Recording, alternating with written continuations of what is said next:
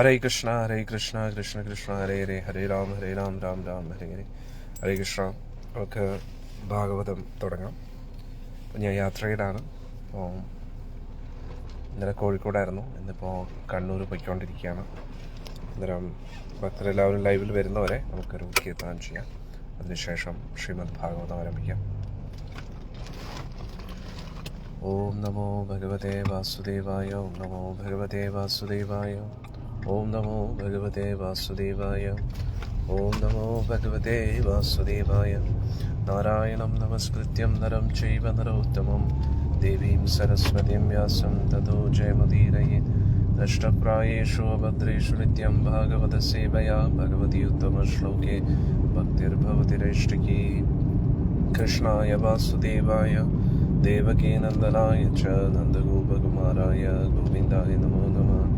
ഉപജ്ഞാനതിമിരന്തസ്യ ജ്ഞാനാഞ്ജനശലാഘായ ചക്ഷുരുന്മിലിതം യേന തസ്മൈ ശ്രീഗുരുവേ നമഃ.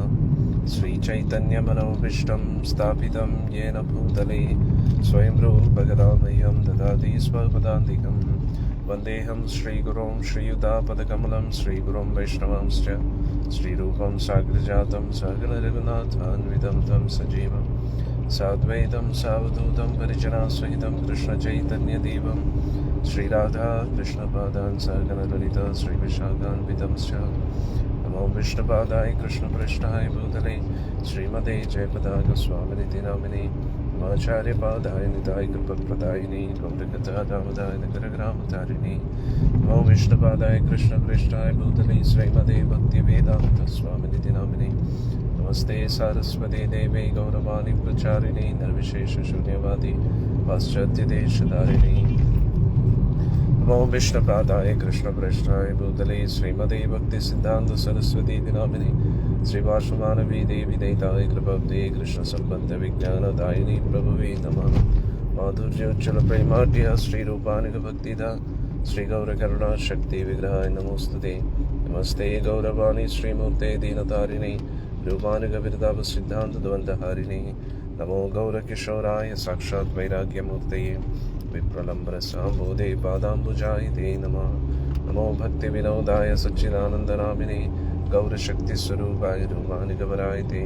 ഗൗരാവിർഭാവ ഭൂമേ തം നിർദ്ദിഷ്ട സജ്ജനപ്രിയ വൈഷ്ണവ സർവഭൗമ ശ്രീ ജഗന്നാഥായ തേ നമഃ. നമോ മഹാവദന്യായ കൃഷ്ണപ്രേമപ്രദായ തേ കൃഷ്ണായ കൃഷ്ണചൈതന്യ നാമിനേ ഗൗരദ്വിഷേ നമഃ.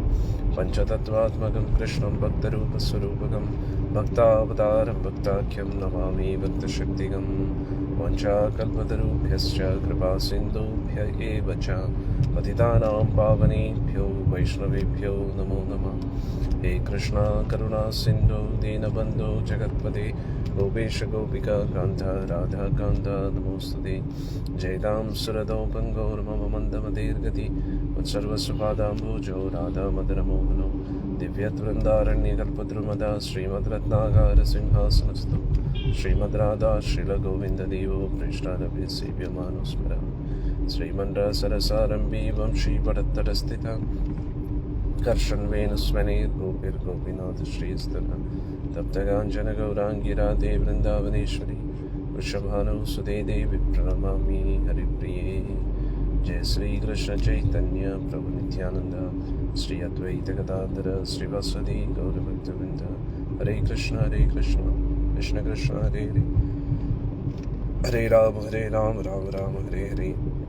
ഹരേ കൃഷ്ണ കൃഷ്ണ കൃഷ്ണ ഹരേ ഹരേ, ഹരേ രാം രാം ഹരേ കൃഷ്ണ. ഹരേ കൃഷ്ണ കൃഷ്ണ ഹരേ ഹരേ, ഹരേ രാം രാം. മൂകം കരോതി വാചാലം പങ്കും ലങ്കായതേ ഗിരിം യത്കൃപാതമഹം വന്ദേ ശ്രീഗുരും ദീനതാരിണം പരമാനന്ദമാധവം ശ്രീ ചൈതന്യമീശ്വരം. ഹരി ഓം തത്സത്. ഹരേ കൃഷ്ണ. എല്ലാ ഭക്തർക്കും എൻ്റെ നമസ്കാരം.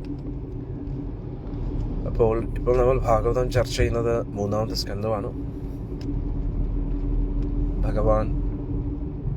ഭഗവാന്റെ ധാമത്തിലേക്ക് തിരിച്ചു പോകുന്ന ആ ഒരു സന്ദർഭമാണ്. ഭഗവാന്റെ ലീലകളെല്ലാം അവസാനിപ്പിച്ച് ഭഗവാൻ തിരിച്ച് ഗോലോക വൃന്ദാവനത്തിലേക്ക് പോവുകയാണ്. അതിനു മുമ്പായിട്ട് ഉദ്ധവരോട് പറഞ്ഞു, ഉദ്ധവരെ നീ ബദ്രിക ആശ്രമത്തിലേക്ക് പോയിക്കോളൂ, അവിടെ പോയി ഇനി അവിടെ കഴിഞ്ഞോളൂ എന്നാണ് പറഞ്ഞത്. പക്ഷെ ഭഗവാന്റെ വിരഹം താങ്ങാൻ പറ്റാതെ ഉദ്ധവരും ഭഗവാനെ അന്വേഷിച്ച് ഭഗവാന്റെ പുറകെ പോവുകയാണ്. അന്നേരമാണ് ഭഗവാൻ സരസ്വതി നദിയുടെ തീരത്തായിട്ട് ഭഗവാൻ ഇങ്ങനെ വലതേ കാല് ഇടത്തെ കാലിന്റെ മുകളിൽ വെച്ച് ചതുർബാഹു രൂപത്തിൽ ഭഗവാൻ അവിടെ ഇരിക്കുകയാണ്. ത്രിലോകങ്ങളുടെയും നാഥനായ ഭഗവാൻ ആരോരും ഇല്ലാതെ ഒറ്റയ്ക്ക് അങ്ങനെ ഇരിക്കുന്ന ആ ഒരു ആൽമരത്തിന്റെ ചുവട്ടിലിരിക്കുന്നതായിട്ടാണ് കണ്ടത്. ഈ കാഴ്ച കണ്ടുടൻ തന്നെ ഉദ്ധവർ ഓടിച്ചെല്ലുകയാണ് ഭഗവാന്റെ അടുത്തേക്ക്. അപ്പോൾ തന്നെ അവിടെ മൈത്രേയ ഋഷിയും വരികയാണ്. മൈത്രേയ ഋഷി വ്യാസ മഹർഷിയുടെ സുഹൃത്തായിട്ട് ഇവിടെ പറയുന്നു ഭാഗവത്തിൽ. അങ്ങനെ ഇവർ രണ്ടുപേരും അടുത്ത് നിൽക്കുകയാണ്. രണ്ടുപേരോടും അവിടെ ഇരിക്കാൻ പറയുകയാണ്. അതിനുശേഷം രണ്ടുപേരും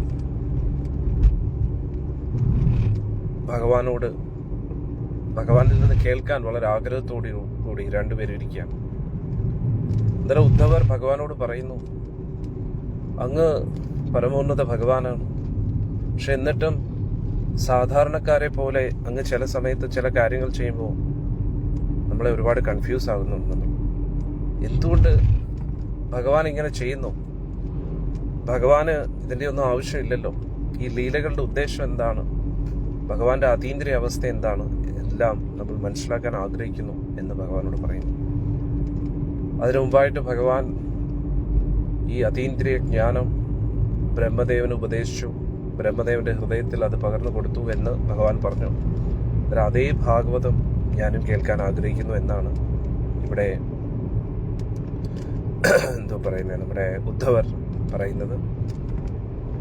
ഇതിനെക്കുറിച്ച് വളരെ വിശദമായിട്ട് നമ്മൾ ഭാഗവത വിധി, വൈദിക വിധി ഇതെല്ലാം നമ്മൾ പഠിച്ചിരുന്നു. പാഞ്ചരാത്രിക വിധി ഇതെല്ലാം എല്ലാവർക്കും ഓർമ്മയുണ്ടെന്ന് വിചാരിക്കുന്നു. ഇനി അടുത്ത ശ്ലോകത്തിലേക്ക് കിടക്കാം. ഉദ്ധവർ എന്താ പറയുന്നത് നമുക്ക് നോക്കാം.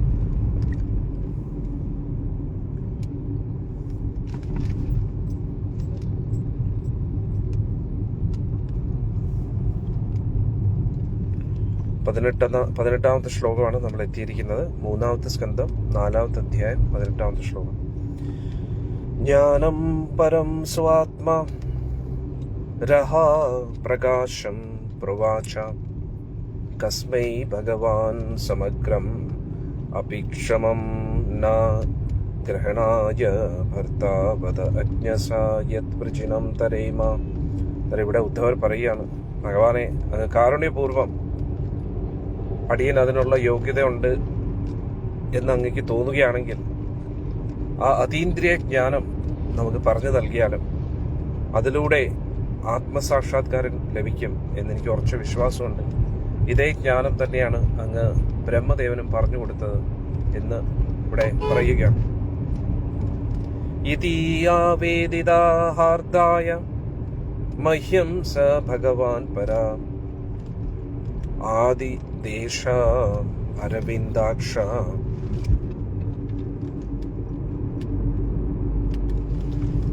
ആത്മനാ പരമം സ്ഥിതിം. ഇവിടെ പറഞ്ഞു, ഉദ്ധവർ അദ്ദേഹത്തിന്റെ ഹൃദയത്തിലുള്ള ആഗ്രഹം പ്രകടിപ്പിച്ചപ്പോൾ ഭഗവാൻ ആ താമരാക്ഷൻ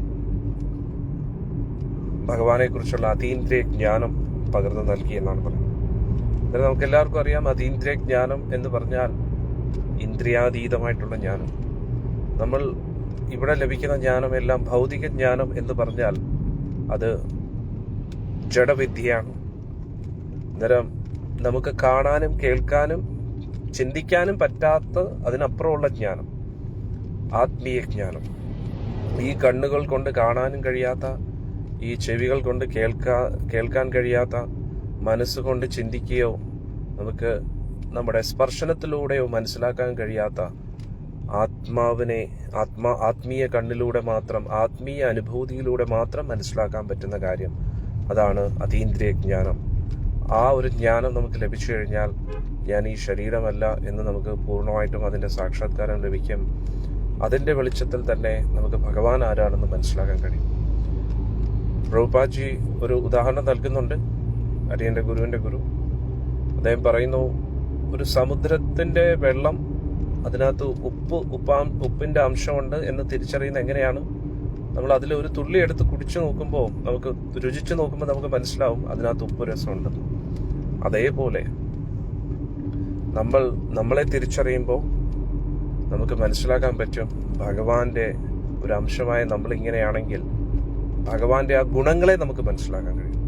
അതൊരു ശരീരബോധമുള്ള ഒരു വ്യക്തിക്കും ഒരിക്കലും ഭഗവാനെ തിരിച്ചറിയാൻ കഴിയില്ല.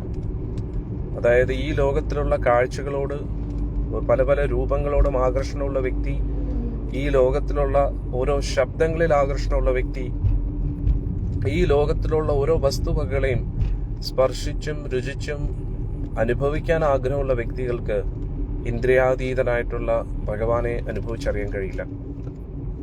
അന്നേരം ഈ ഭൗതിക സുഖഭോഗങ്ങൾക്ക് അപ്പുറത്തായിട്ടൊരു അവസ്ഥയിൽ ആ ഒരു അവബോധത്തിലേക്ക് നമ്മൾ പോകണം. അതിനുവേണ്ടിയാണ് നമ്മൾ ഭഗവാന്റെ തിരുനാമം ജപിക്കുന്നതും സത്സംഗം കേൾക്കുന്നതും. സ ഏവം ആരാധിതാ പാദതീർത്ഥാത് അധിതാ തത്വാത്മവിബോധമാർഗ പ്രണമ്യ പാദോ പരിവൃത്യ ദേവം വിഹാഗതോ അഹം വിരഹാതുരാത്മാ. ഇവിടെ ഉദ്ധവർ പറയുന്നു,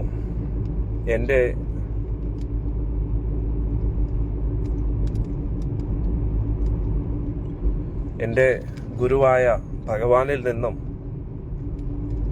എൻ്റെ ആത്മീയ ഗുരുവായ ഭഗവാനിൽ നിന്നും ഞാൻ ആ അതീന്ദ്രിയ ജ്ഞാനം കരസ്ഥമാക്കി. അതിനുശേഷം പ്രദക്ഷിണം ചെയ്തതിനു ശേഷം ഞാൻ ഇപ്പോൾ ഇവിടെ വന്നിരിക്കുകയാണ്.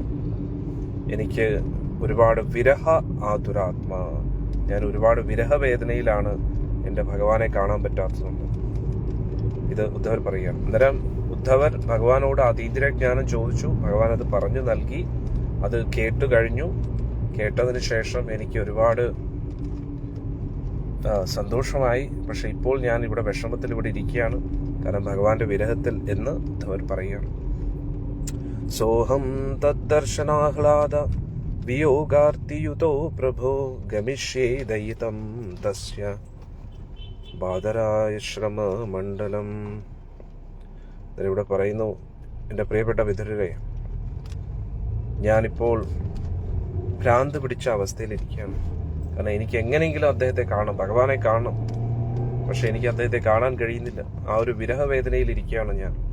ആ വിരഹവേദനയെ മാറ്റാൻ വേണ്ടി ഞാനിപ്പോൾ ഹിമാലയത്തിൽ ബദരികാശ്രമത്തിലേക്ക് പോവുകയാണ്. അവിടെ ഭഗവാന്റെ ആ ഒരു സാന്നിധ്യത്തിൽ ഇരിക്കാമെന്ന് കരുതുന്നു. അങ്ങനെ തന്നെയായിരുന്നു ഭഗവാൻ എനിക്ക് ഉപദേശം നൽകിയത്. അതുകൊണ്ട് ഞാനിപ്പോൾ ബദരികാശ്രമത്തിലേക്ക് പോകുന്ന വഴിയിലാണ് അങ്ങേ കണ്ടത് എന്ന് ഉദ്ധവർ പറയുകയാണ്. യത്ര നാരായണോ ദേവോ നരശ്ച ഭഗവാൻ ഋഷി മൃദു തീവ്രം തപോ ദീർഘം തേപതേ ലോകഭാവനോ. ബദരികാശ്രമത്തിൽ സാക്ഷാൽ ഭഗവാൻ തന്നെ നരനാരായണ ഋഷിയായിട്ടുണ്ട്. അന്നേരം ആ നരനാരായണ ഋഷിയുടെ സമ്പർക്കത്തിൽ എനിക്കിരിക്കാൻ പറ്റും. ഒരുപാട് എത്രയോ കോടാനുകോടി വർഷങ്ങളായിട്ട് തപസ് ചെയ്തുകൊണ്ടിരിക്കുന്നവർ, അതുകൊണ്ട് തന്നെ എല്ലാ ജീവാത്മാക്കൾക്കും വേണ്ടി അവരവിടെ തപസ് ചെയ്തുകൊണ്ടിരിക്കുകയാണ്. അവിടെ പോയി അവരുടെ കൂട്ടത്തിൽ കഴിയാമെന്ന് കരുതുന്നു. ശ്രീ ശുക ഉവാച ഇതി ഉദ്ധവാദ് ഉപകർണ്യ സുഹൃദം ദുസ്സഹം വദം ജ്ഞാനേന അശമ്യത് ശതാ ശോകം ഉപതീതം ബുധ. ശുഗബ്രഹ്മഋഷി അവിടെ പരീക്ഷത്തിനോട് പറഞ്ഞുകൊണ്ടിരിക്കുകയാണ് ഈ ഒരു ചരിതം. അന്നേരം ഇവിടെ വീണ്ടും ശുകദേവ ഗോസ്വാമി പറയുകയാണ് പരീക്ഷത്തിനോട്, ഇങ്ങനെ ഉദ്ധവരിൽ നിന്നും അദ്ദേഹത്തിന്റെ സുഹൃത്തുക്കളും ബന്ധുക്കളും എല്ലാം, അതായത് പ്രധാനമായിട്ടും യദുക്കൾ ഈ ലോകത്തിൽ നിന്ന് പോയി എന്ന് കേട്ടപ്പോൾ വിതുരർ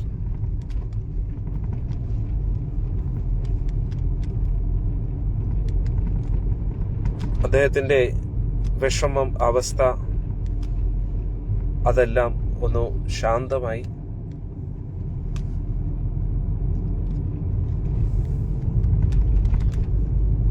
ആ ഉദ്ധവരിൽ നിന്നും യദുക്കളെല്ലാം ഈ ലോകത്തിൽ നിന്ന് പോയി, പ്രത്യേകിച്ച് ഭഗവാൻ ഈ ലോകത്തിൽ നിന്ന് അപ്രത്യക്ഷനായി എന്ന് കേട്ടപ്പോൾ ഉദ്ധവർക്ക് വലിയ വിഷമമായിരുന്നു. പക്ഷെ അദ്ദേഹത്തിന് സ്വയം ലഭിച്ചിട്ടുള്ള അതീന്ദ്രിയ ജ്ഞാനത്തിൻ്റെ ഉപയോഗിച്ചുകൊണ്ട് അദ്ദേഹം ആ ഒരു ദുഃഖത്തെ ശമിപ്പിക്കാൻ വിദുരർക്ക് കഴിഞ്ഞു എന്നിവിടെ പറയുന്നു.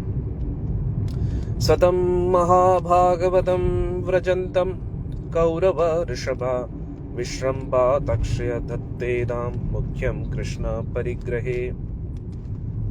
അങ്ങനെ ഉദ്ധവർ ഭഗവാന്റെ ഏറ്റവും അടുത്ത ഭക്തൻ, ഏറ്റവും മഹാഭാഗവതൻ അവിടുന്ന് യാത്രയാകാൻ തുടങ്ങിയായിരുന്നു. അന്നേരം വിദുരർ വളരെ സ്നേഹത്തോടു കൂടി അദ്ദേഹത്തിനോട് ചോദിച്ചു. വിദുര ഉവാച ജ്ഞാനം പരം സ്വാത്മരഃ പ്രകാശം യദാഹ യോഗേശ്വര ഈശ്വരസ്തേ വക്തും ഭവാന്നു അർഹതി യദ്ധി വിഷ്ണോ വൃത്യാസുവൃത്യാർത്ഥകൃതശ്ചരന്തി. അന്നേരം എന്തായിരിക്കും വിദുര ചോദിച്ചത്? വിദുര പറഞ്ഞു, ഉദ്ധവരെ, അങ്ങ് ഭഗവാന്റെ ഉത്തമ പാർഷദനാണ്, ഭഗവാന്റെ ഭക്തനാണ്, അങ്ങ് എപ്പോഴും മറ്റുള്ളവരുടെ നന്മ ആഗ്രഹിക്കുന്ന വ്യക്തിയാണ്. അതുകൊണ്ട് ഭഗവാൻ അങ്ങേക്ക് പറഞ്ഞു നൽകിയ ആ അതീന്ദ്രിയ ജ്ഞാനം അടിയനും പറഞ്ഞു നൽകൂ എന്ന് പറഞ്ഞു.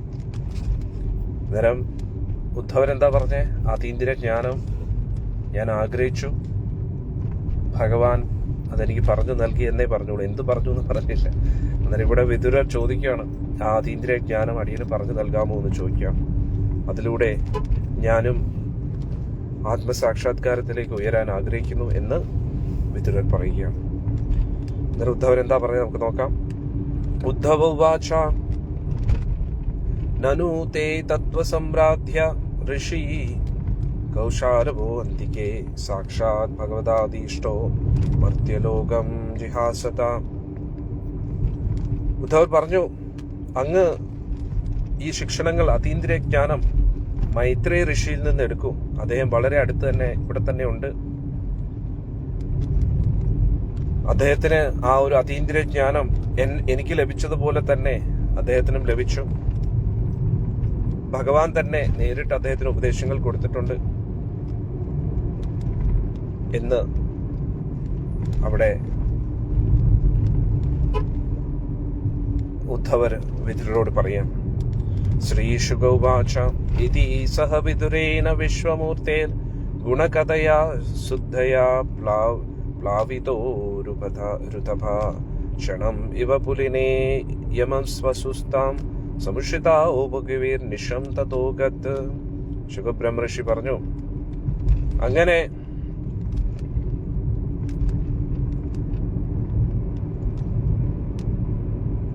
അങ്ങനെ ഭഗവാനെ കുറിച്ച് കുറച്ച് കാര്യങ്ങൾ കേട്ടതുകൊണ്ട് വിദുരർക്ക് വലിയ സന്തോഷമായി ഉദ്ധവരിന്ന് കേട്ടപ്പോൾ.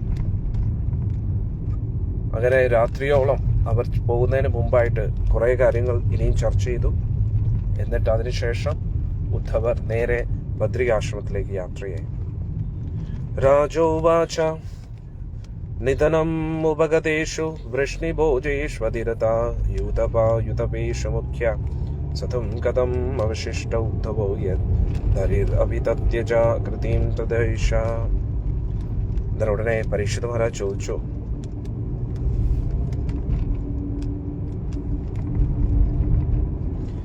അന്നേരം ഇവിടെ പറഞ്ഞു, ഭഗവാന്റെ ലീലകളൊക്കെ അവസാനിപ്പിച്ച് ഭഗവാൻ ഈ ഭൗതിക ലോകത്തിൽ നിന്ന് പോയപ്പോ, അതുകൂടാതെ വൃഷ്ണികുലത്തിലുള്ള ഭോജ വംശത്തിലുള്ള യദുക്കളെല്ലാവരും പോയി, പ്രധാനപ്പെട്ട സൈന്യാധിപന്മാരെല്ലാവരും.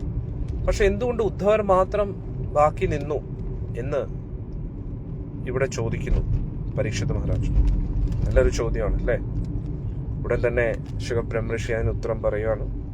ശ്രീശുക ഉവാച ബ്രഹ്മശാപ അവദേശേന കാലേന മോഘവഞ്ചിത സംഹൃത്യ സ്വകുലം സ്വീതാം ത്യക്ഷൻ ദേഹം അചിന്തയത്. ശുഗബ്രഹ്മർഷി പറഞ്ഞു, എന്റെ പ്രിയപ്പെട്ട രാജാവേ, ബ്രാഹ്മണശാപം ഒരു കാരണം മാത്രമായിരുന്നു.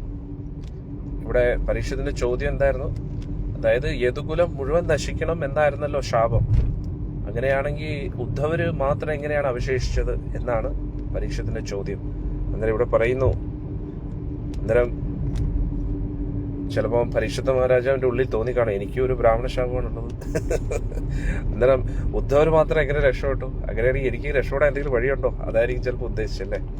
അന്നേരം പറഞ്ഞു, ശുഗബ്രഹ്മ ഋഷി പറയുകയാണ്, ബ്രാഹ്മണർക്ക് ലഭിച്ച ബ്രാഹ്മണ ശാപം ഒരു കാരണം മാത്രമേ ആയിട്ടുള്ളൂ. പക്ഷേ പ്രധാനമായിട്ടും യദുക്കളെ ഈ ലോകത്തിൽ നിന്ന് കൊണ്ടുപോകുക എന്നത് ഭഗവാന്റെ പ്രധാനപ്പെട്ട ഒരു ആഗ്രഹമായിരുന്നു. അന്നേരം ഭഗവാൻ ഈ ലോകത്തിൽ നിന്നും അപ്രത്യക്ഷനാവുകയാണ് എന്ന് തീരുമാനിച്ചു. അതിനു മുമ്പായിട്ട് അദ്ദേഹത്തിന്റെ എല്ലാ പാർഷദരായിട്ടുള്ള യദുക്കളെയും തിരിച്ച് ഭഗവാന്റെ ലോകത്തേക്ക് കൊണ്ടുപോകണമെന്ന് ഭഗവാൻ ആഗ്രഹിച്ചു. അതിനെക്കുറിച്ച് ഭഗവാൻ ഇങ്ങനെയാണ് ചിന്തിച്ചത് എന്ന് ഇവിടെ ശുഗബ്രഹ്മ ഋഷി പറയുകയാണ്. എന്താണ് ഭഗവാന്റെ ഉള്ളിലെ ചിന്തകളെ കുറിച്ചാണ് ഇപ്പം ശുഗദേവ് ഗോസ്വാമി പറയുന്നത്. എന്താണ്? അസ്മാത് ലോകാത് ഉപരദേ മയി ജ്ഞാനം മദാശ്രയം അർഹതി ഉദ്ധവയേ ബാധ സംപ്രതി ആത്മവതാംബര. അന്നേരം ഇവിടെ ഭഗവാൻ പറയുന്നു, ഭഗവാൻ സ്വയം ചിന്തിക്കുകയായിരുന്നു, ഞാൻ ഈ മർത്യലോകത്തിൽ നിന്നും ഇനി അപ്രത്യക്ഷനാകാൻ പോവുകയാണ്.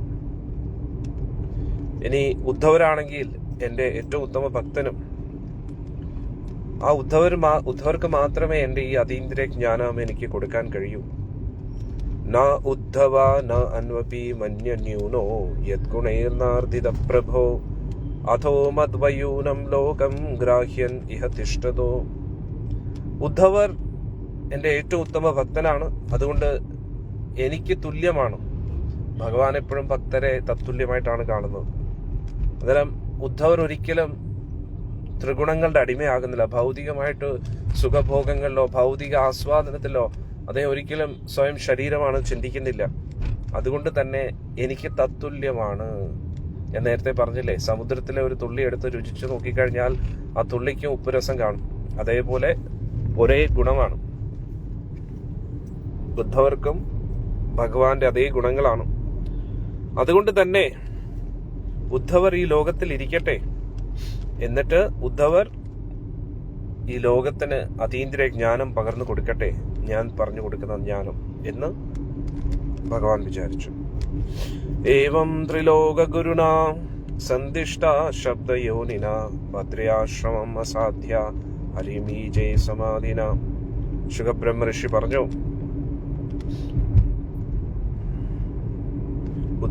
ഉദ്ധവർക്ക് ഭഗവാനിൽ നിന്ന് ലഭിച്ച ഈ എല്ലാവിധ അറിവിന്റെയും ഉറവിടമായ ഭഗവാനിൽ നിന്ന് തന്നെ അതീന്ദ്രിയ ജ്ഞാനം ലഭിച്ചതിന് ശേഷം, അതും ത്രിലോകങ്ങളുടെയും ഗുരുവായ സാക്ഷാൽ ഭഗവാനിൽ നിന്നും അദ്ദേഹം നേരെ ബദ്രികാശ്രമത്തിലേക്ക് പോയി. എന്നിട്ട് അവിടെ തപസ് ചെയ്യാൻ തുടങ്ങി, ഭഗവത് ധ്യാനത്തിലിരിക്കാൻ തുടങ്ങി. വിധുരോ അഭി ഉദ്ധവത് ശ്രുത്വാ കൃഷ്ണസ്യ പരമാത്മന ക്രീഡയോ ബദ്ധ ദേഹസ്യ കർമാണി ശ്ലാഘിതാനി ച. വിതുരർ പറഞ്ഞു,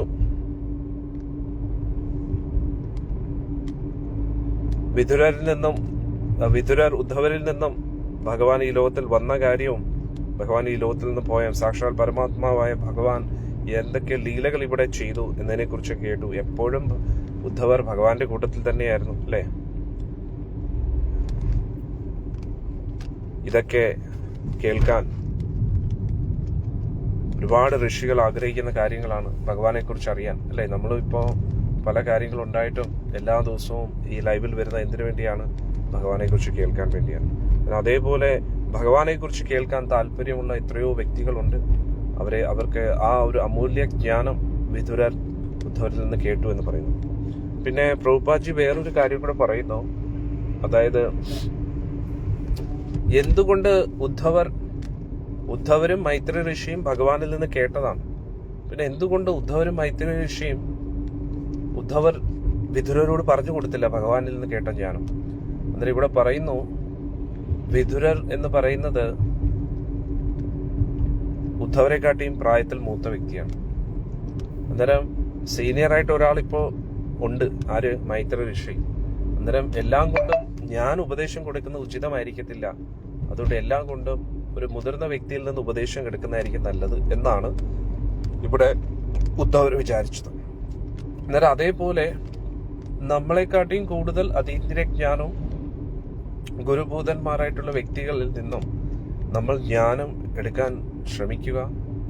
നമ്മൾ അങ്ങോട്ട് ഉപദേശം കൊടുക്കുമ്പോൾ അത് മര്യാദ വ്യതിക്രമമാണ് എന്നാണ് പറയുന്നത്. അതായത് മര്യാദ ലംഘിക്കുന്നു എന്നാണ് പറയുന്നത്. നമ്മളെപ്പോഴും മുതിർന്ന വ്യക്തികളിൽ നിന്നും, ആധ്യാത്മിക ജ്ഞാനം കൂടുതലുള്ള വ്യക്തികളിൽ നിന്നും അറിവ് നേടാനാണ് ശ്രമിക്കേണ്ടത്.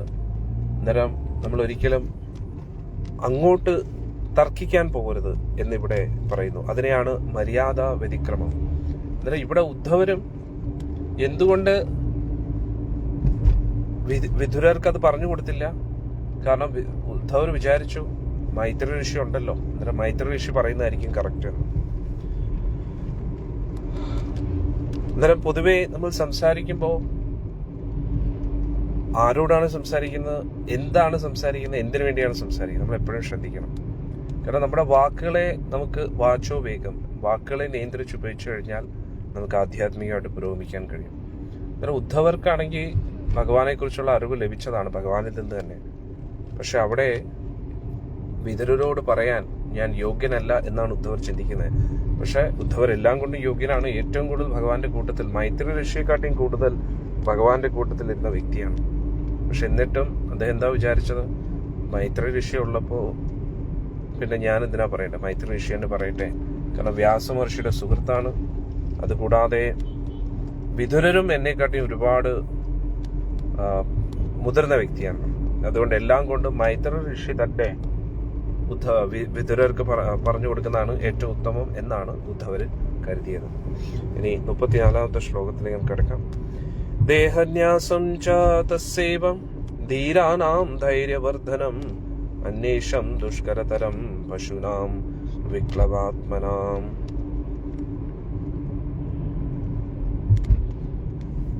അന്നേരം ഭഗവാന്റെ അതീന്ദ്രിയമായിട്ടുള്ള ലീലകൾ, ഭഗവാൻ പല പല രൂപങ്ങൾ എടുക്കുന്നതും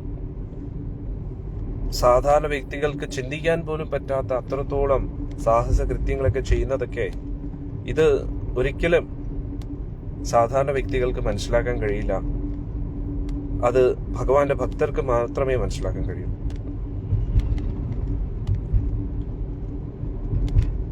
പക്ഷെ ഇവിടെ പറയുന്നു പശൂനാം വിക്ലവ ആത്മനാം. അന്നേരം മൃഗങ്ങളെ പോലുള്ള മനസ്സുള്ള വ്യക്തികൾക്ക് എപ്പോഴും ഒരു വലിയൊരു ഒരിക്കലും മനസ്സിലാക്കാൻ പറ്റാത്തൊരു കാര്യമാണ്. അതെപ്പോഴും അവരുടെ മനസ്സിനെ ഇങ്ങനെ അലട്ടിക്കൊണ്ടേയിരിക്കും. ഇപ്പൊ ഉദാഹരണത്തിന് ഭഗവാൻ 7 വയസ്സുള്ള പ്രായത്തിൽ ഗോവർദ്ധന പർവ്വതം ഉയർത്തുന്നത് ഭക്തർക്ക് മനസ്സിലാവും. വൃന്ദാവനവാസികൾക്ക് ഭഗവാൻ എന്ത് ചെയ്താലും വലിയ അത്ഭുതമില്ല. അത് നമ്മുടെ കുട്ടി ഏറ്റവും സ്പെഷ്യൽ ആണെന്നാണ് വൃന്ദാവനവാസികൾ എല്ലാവരും ചിന്തിക്കുന്നത്. ഇനി നമ്മൾ ഭഗവാനെ കുറിച്ച് നാമം ജപിക്കുന്ന ഭക്തർക്കൊക്കെ അറിയാം അത് ഭഗവാനല്ലേ എന്നറിയാം. പക്ഷെ മൃഗീയ ചിന്തയിലുള്ള വ്യക്തികൾ, അവർക്ക് ഇതൊരിക്കലും വിശ്വസിക്കാൻ കഴിയത്തുമില്ല. അവരുടെ മനസ്സ് എപ്പോഴും ഇങ്ങനെ അലട്ടിക്കൊണ്ടേയിരിക്കും. ഇതെങ്ങനെയാ ഒരു 7 വയസ്സുള്ള കുട്ടി ഇങ്ങനെ പൊക്കാൻ പറ്റുന്നത്, ഇവരെന്തൊക്കെയാ പറയുന്നത്, എപ്പോഴും അവരിങ്ങനെ മനസ്സ് ചഞ്ചലമായിക്കൊണ്ടേയിരിക്കും എന്നാണ് ഇവിടെ പറയുന്നത് ഉദ്ധവർ. പ്രധാനമായിട്ടും ശുകദേവ് ഗോസ്വാമി പരീക്ഷിത് മഹാരാജിനോട്. കാരണം പരീക്ഷിത് മഹാരാജിന്റെ ചോദ്യം എന്തായിരുന്നു? എന്തുകൊണ്ട് ഉദ്ധവരെ മാത്രം ഭഗവാൻ ബാക്കി വെച്ചു? കാരണം എന്താ? ഇത് ശാപത്താലൊന്നും അല്ല. പ്രധാനമായിട്ടും യദുക്കൾ ഈ ലോകത്തിൽ നിന്ന് പോയത് അത് ഭഗവാന്റെ നിശ്ചയമാണ്. അന്നേരം പരീക്ഷിത് മഹാരാജാവിന് ഉത്തരം കിട്ടി അല്ലെ. പരീക്ഷിത് മഹാരാജാവ് വിചാരിച്ചു എനിക്ക് ഒരു ശാപം കിട്ടി, ഇനി എന്റെ കാര്യം എന്തായിരിക്കും? അത് ഭഗവാന്റെ നിശ്ചയമാണ്, എനിക്ക് ഭാഗവതം ലഭിക്കാൻ വേണ്ടിയാണ്. നമ്മുടെ ജീവിതത്തിലും പല പല പ്രശ്നങ്ങൾ വരുമ്പോൾ നമ്മൾ ദുഃഖിക്കും. പക്ഷെ എല്ലാത്തിനും ഉപരി ഭഗവാന്റെ ഒരു നിശ്ചയമുണ്ട് നമ്മൾ മനസ്സിലാക്കുക. നമ്മുടെ ആഗ്രഹം അത് നല്ല ആഗ്രഹമാണെങ്കിൽ പോലും ആരെയും ദ്രോഹിക്കുന്നില്ല, എല്ലാവരുടെയും നന്മ ആഗ്രഹിക്കുന്നു. ആരെയും ദ്രോഹിക്കാതെ വിഷമിപ്പിക്കാതെ ഈ ലോകത്തിന്റെ നന്മയാണ് നമ്മൾ ആഗ്രഹിക്കുന്നെങ്കിൽ പോലും അത് നമ്മൾ വിചാരിക്കുന്ന പോലെ നടന്നില്ലെങ്കിലും വിഷമിക്കേണ്ട ആവശ്യമില്ല. കാരണം ഈ പ്രപഞ്ചത്തിന്റെ ആധാരം എന്ന് പറയുന്നത് ഭഗവാനാണ്. ഭഗവാന്റേതായിട്ടുള്ള ഒരു നിശ്ചയമുണ്ട്. അന്നേരം അത് എല്ലാം കൊണ്ടും എല്ലാവർക്കും നന്മയുള്ളതായിരിക്കും. നമ്മുടെ കഴിവിന്റെ പരമാവധി ശ്രമിച്ചിട്ടും കാര്യങ്ങളൊന്നും നടക്കുന്നില്ല, അല്ലെങ്കിൽ വ്യത്യസ്ത രീതിയിലാണ് നടക്കുന്നതെങ്കിൽ അത് ഭഗവാന്റെ നിശ്ചയം എന്ന് കരുതി നമ്മളത് സ്വീകരിക്കാം അല്ലെ. ഇപ്പൊ ഉദാഹരണത്തിന് മഹാഭാരത യുദ്ധത്തെ മാറ്റാൻ വേണ്ടി പല രീതിയിലും എല്ലാവരും പരിശ്രമിച്ചു. പക്ഷെ എന്നിട്ടും ദുര്യോധന്റെ ദുർബുദ്ധി അവിടെ ഒരു നിമിത്തമായി. പക്ഷെ സർവോപരി ഭഗവാന്റെ ഒരു ഭൂഭാരത്തെ തീർക്കാൻ അതൊരു നിമിത്തമായി. കാരണം മഹാഭാരതം ഒരു കാരണമായില്ല എങ്കിൽ എന്തായാലും ഇവർ കൂടുതൽ കൂടുതൽ ദുഷ്ടത്തരം ചെയ്തുകൊണ്ടേയിരിക്കും. അതുകൊണ്ട് ആ ദുഷ്ടത്തരത്തിനെല്ലാം ഒരു അന്ത്യം കുറിക്കണം എന്ന് ഭഗവാൻ തീരുമാനിച്ചു. അതായത് കംസന്റെ കാര്യം തന്നെ, ഭഗവാൻ വരുന്നതിന് മുമ്പ് തന്നെ കംസൻ ഒരുപാട് ദുഷ്ടത്തരങ്ങൾ ചെയ്തു. അന്നേരം നമ്മൾ വിചാരിക്കും ദേവകി ദേവിയുടെ വസുദേവരുടെയും വിവാഹ സമയത്ത് അശരീരി കേട്ടതിന് ശേഷമാണ് കംസൻ ദുഷ്ടനായതെന്ന്. അല്ല, അതിനു മുമ്പേ ദുഷ്ടൻ തന്നെയാണ്. അന്നേരം ഭഗവാൻ മനഃപൂർവ്വം ഒരു കാരണമുണ്ടാക്കി. അതിലൂടെ കംസന്റെ വധം നടക്കാൻ കുറച്ചും കൂടെ അതിന്റെ ആ സമയം വളരെ വേഗതയിൽ വന്നു. അല്ലെങ്കിലും കംസൻ എന്തായാലും ദുഷ്ടനാണ്. ഒരുപാട് സാധുജനങ്ങളെ ദ്രോഹിക്കുന്ന ഒരു സ്വഭാവമാണ് കംസന്റേത്. ഇനി കൗരവനും അത് തന്നെയാണ്. അതേപോലെ ലോകമെമ്പാടും ഇങ്ങനെയുള്ള ദുഷ്ട രാജാക്കന്മാരെ കൊണ്ട് നിറഞ്ഞിരിക്കുകയാണ്. അന്നേരം അങ്ങനെയുള്ള സ്ഥിതിക്ക് എന്തായാലും ഭഗവാൻ ഒരു കാരണമായി ഇവരെ രണ്ടുപേരെയും, അതായത് ദുഷ്ടരായിട്ടുള്ള രാജാക്കന്മാരെ എല്ലാവരെയും കൊല്ലണം എന്നൊരു തീരുമാനം ഭഗവാൻ എടുത്തതാണ്. എന്തിനേറെ പറയുന്നു, ഇവരുടെ കാര്യം പോലും ഇവരുടെ കാര്യം പോലും, അതായത് പാണ്ഡവ പക്ഷത്ത് പോലും, പാണ്ഡവർക്ക് വേണ്ടി യുദ്ധം ചെയ്ത ആൾക്കാർ പോലും, അതിലും പല ആൾക്കാരും പൂർണ്ണമായിട്ടും ഈ ലോകത്ത് ഇരിക്കേണ്ടവരല്ല. അവരുടെ ഭാഗത്തും അധർമ്മങ്ങളൊക്കെ ഉണ്ടായിരുന്നു. അന്നേരം ധർമ്മവും അധർമ്മവും, ആരുടെ പക്ഷത്താണ് കൂടുതൽ ധർമ്മം, ആരുടെ പക്ഷത്താണ് കൂടുതൽ അധർമ്മം, അങ്ങനെ പല കാര്യങ്ങളും ഉണ്ടായിരുന്നു. പക്ഷെ യുദ്ധം തുടങ്ങിയ സമയത്ത് ആരൊക്കെ പാണ്ഡവ പക്ഷത്ത് നിന്നോ അവരെല്ലാം ധർമ്മിഷ്ഠർ തന്നെയാണ്. ഉള്ളതിൽ ഭേദം എന്ന് വേണമെങ്കിൽ നമുക്ക് പറയാം. പക്ഷെ എന്നിരുന്നിട്ടും എല്ലാവരും ആ അധർമ്മത്തിലുള്ള വ്യക്തികളുടെ എല്ലാം ആ ഒരു സാന്നിധ്യം ഈ ഭൂമിയിൽ നിന്നും മാറണം, ഭൂഭാരം തീർക്കണം. പിന്നെ കലിയുഗം വരാൻ പോവുകയാണ്. അന്നേരം ഭഗവാൻ ഇവിടുന്ന് പോകുമ്പോഴാണ് കലിയുഗം ആരംഭിച്ചത്. അന്നേരം കലിയുഗം ആരംഭിക്കുന്നതിന് മുമ്പായിട്ട് ഇത്രയും ശക്തരായിട്ടുള്ള രാജാക്കന്മാരുണ്ടെങ്കിൽ അവരെ ആർക്കും കൊല്ലാൻ കഴിയില്ല. കാരണം ജരാസന്ധനെ പോലെയുള്ള ആൾക്കാർ കലിയുഗത്തിലുണ്ടെങ്കിൽ അവർ ലോകം മുഴുവൻ ഭരിക്കും. അന്നേരം അവരെ ആർക്കും കൊല്ലാനും കഴിയില്ല. അതുകൊണ്ടാണ് ഇങ്ങനെയുള്ള ദുഷ്ടരാജാക്കന്മാരെ വധിച്ച് ഭൂഭാരം തീർത്തെങ്കിൽ മാത്രമേ ഇനി കലിയുഗം മുന്നോട്ട് ആരംഭിക്കാൻ പറ്റൂ. കാരണം ഓരോ യുഗങ്ങൾ കഴിയുന്തോറും ഭൂമിയുടെ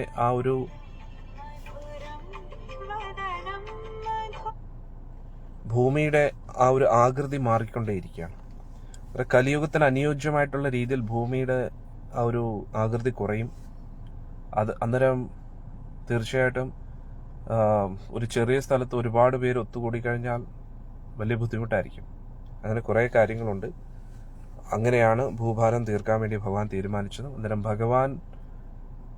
ഭഗവാന്റെ നിശ്ചയമാണ് ഇത് എന്ന് ഇവിടെ ആര് പറയുന്നു? ശുകദേവ ഗോസ്വാമി പരീക്ഷനോട് പറയുന്നു. ആത്മാനം ച കുരു ശ്രേഷ്ഠ കൃഷ്ണേന മനസേക്ഷിതം ധ്യായൻ ഗതേ ഭാഗവതേ രുരോധ പ്രേമ വിമല.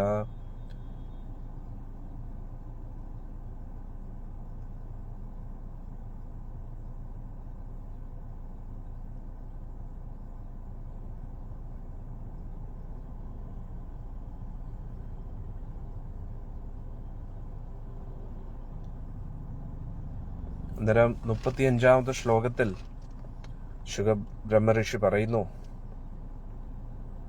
ഭഗവാൻ ഈ ലോകത്തിൽ നിന്ന് പോകുന്നതിന് മുമ്പായിട്ട് വിതുരരെ കുറിച്ച് ആലോചിച്ചിരുന്നു എന്ന് വിതുരർക്ക് മനസ്സിലായി. ഇത് കേട്ടുകൊണ്ടേ വിതുരർക്ക് വലിയ വിഷമമായി. ഭഗവാനോടുള്ള ആ ഭക്തി കൊണ്ട് ഒരുപാട് വിഷമത്തിൽ കരയാൻ തുടങ്ങി. രുരോധാ വിഫല ഭക്തിഭാവത്തിൽ അനിയന്ത്രിത അവസ്ഥയിലേക്ക് പോയി വിതുരർ കരയാൻ തുടങ്ങി.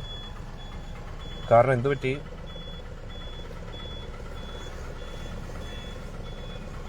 വിതുരർ ഇനി മുന്നോട്ട് ഉദ്ധവരുടെ അടുത്ത് വരും. ഞാൻ നിനക്ക് പറഞ്ഞു നൽകുന്ന ആ കാര്യങ്ങൾ ചോദിക്കും വിതുരർ. അന്നേരം മൈത്രേയ ഋഷിയോട് പറഞ്ഞാൽ മതി ഈ കാര്യങ്ങളൊക്കെ പറഞ്ഞു കൊടുക്കാൻ എന്ന് ഭഗവാൻ ഉദ്ധവരോട് പറഞ്ഞിരുന്നു. അന്നേരം ഈ കാര്യം വിതുരർ കേട്ടുടൻ തന്നെ വിതുരർ വിചാരിക്കുകയാണ്, ഭഗവാൻ പോകുന്ന സമയത്ത് എന്നെക്കുറിച്ച് ചിന്തിക്കേണ്ട ഒരു ആവശ്യമില്ല, പിന്നെ എന്തിനാണ് എന്നെക്കുറിച്ച് ചിന്തിച്ചത് അല്ലേ? എത്രത്തോളം കാരുണ്യം ഭഗവാൻ എന്നോടുണ്ട് എന്ന് വിതുരർ ചിന്തിച്ച് ഒരുപാട് വിഷമത്തിലായി. വിതുരർ ഭക്തിയോടുകൂടിയുള്ള ആ വിഷമം. അത് നമ്മളും നമ്മുടെ ജീവിതത്തിൽ ഒരു പ്രതീക്ഷ ഇല്ലാതെ ഇരിക്കുന്ന സമയത്ത് ഭഗവാന്റെ കാരുണ്യം പല രീതിയിലും നമ്മുടെ ജീവിതത്തിൽ വരുമ്പോൾ നമുക്ക് ഒരു പ്രത്യേക ഒരു അനുഭൂതിയായിരിക്കും. നമുക്ക് അറിയാതെ കണ്ണൊക്കെ നിറയും അല്ലേ? അതേപോലെ വിതുരരും ഒരുപാട് ഉറക്കെ കരഞ്ഞു. ഈ ഭഗവാൻ ഈ ലോകത്തിൽ നിന്ന് പോകുമ്പോഴും പൊതുവെ നമ്മൾ ഏതെങ്കിലും ഒരു സ്ഥലത്ത് നിന്നും പോകുന്ന സമയത്ത് നമുക്ക് ഏറ്റവും ആ ഒരു സ്ഥലത്തിൽ ഓർമ്മയുള്ള വ്യക്തിയായിരിക്കുമല്ലോ ഏറ്റവും കൂടുതൽ ഓർക്കുന്നത് അല്ലേ? അതേപോലെ ഭഗവാൻ ഈ ലോകത്തിൽ നിന്ന് പോവുകയാണ്. അവസാനം ഭഗവാൻ ഈ ലോകത്തിൽ നിന്ന് പോകുമ്പോൾ വിതുരരെ കുറിച്ച് പറഞ്ഞിട്ടാണ് ഈ ലോകത്തിൽ നിന്ന് പോകുന്നത്. ഇത് കേട്ടോണ്ട് വിതുരർക്ക് താങ്ങാൻ പറ്റിയില്ല.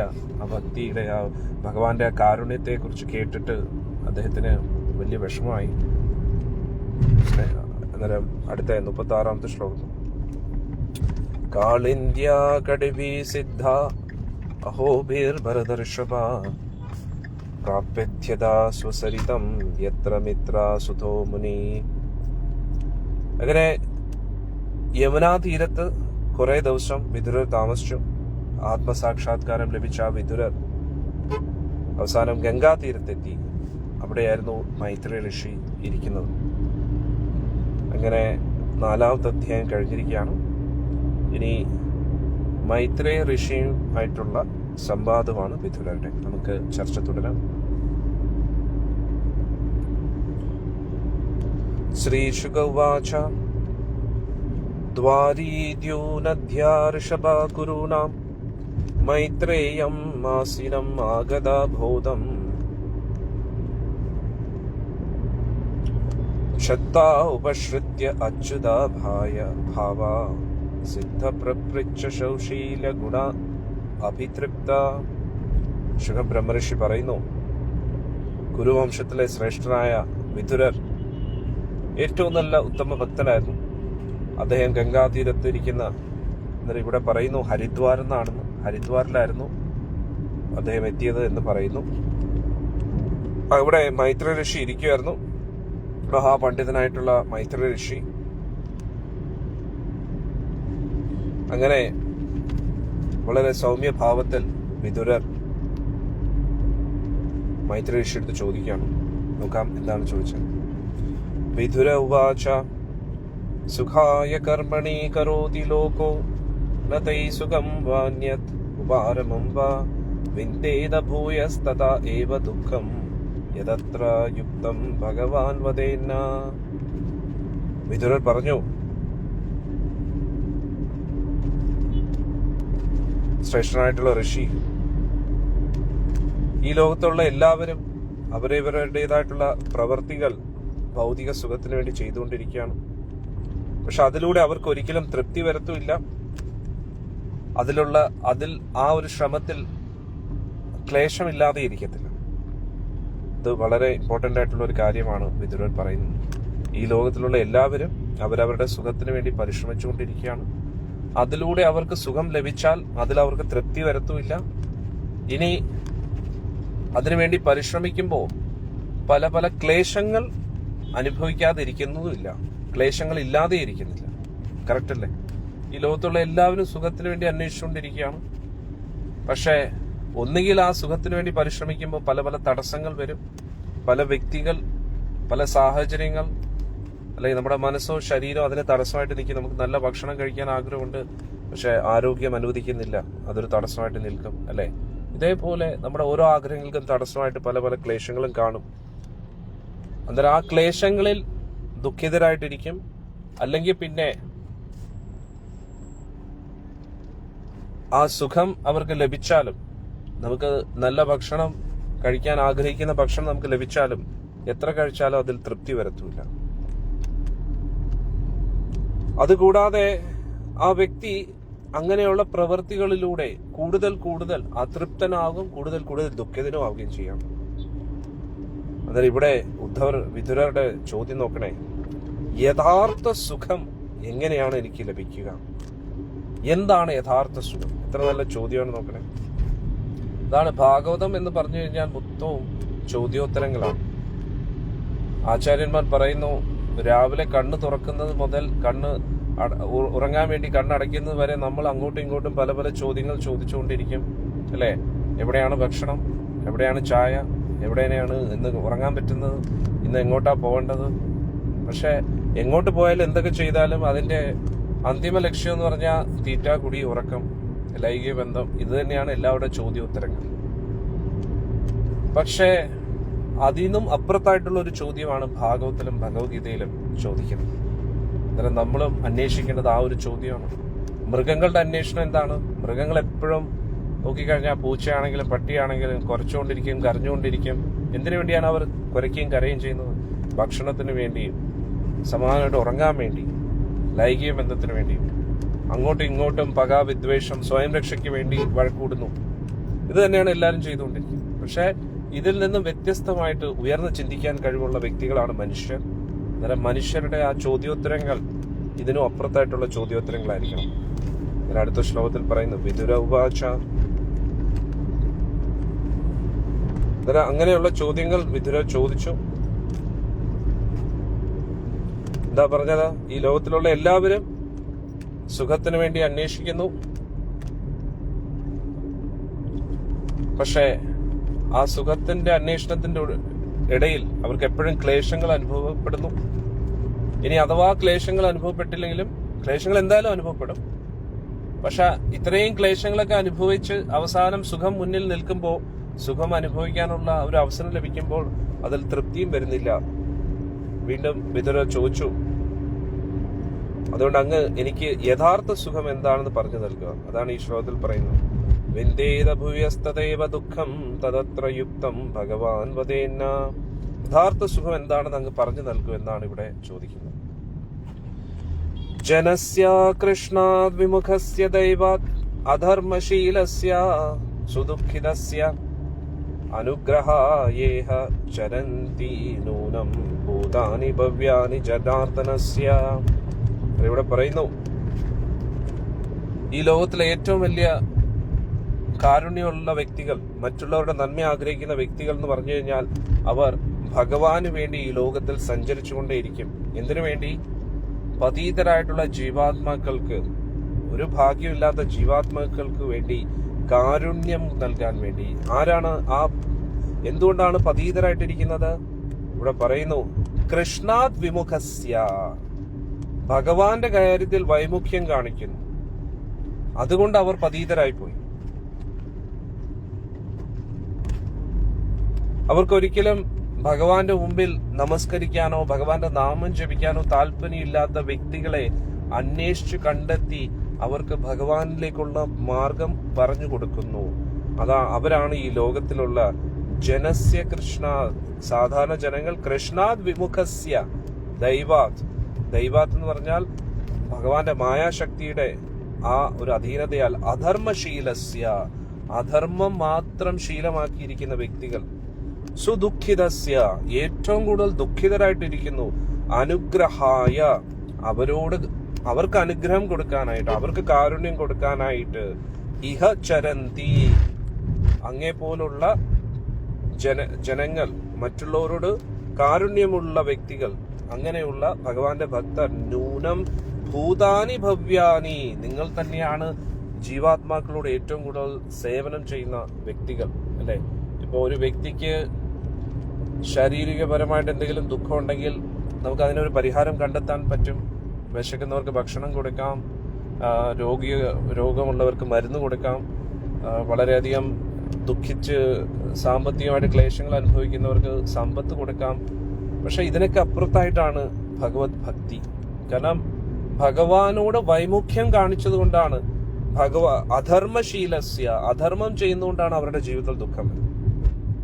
അന്നേരം നമ്മൾ ഇത് വളരെ പ്രധാനപ്പെട്ട ഒരു പോയിന്റാണ്. ഈ ലോകത്തിൽ ആരാണെങ്കിലും അവർ ദുഃഖിതരായിട്ടിരിക്കുന്നുണ്ടെങ്കിൽ അധർമ്മശീലസ്യ, അധർമ്മം ചെയ്യുന്നുണ്ട്.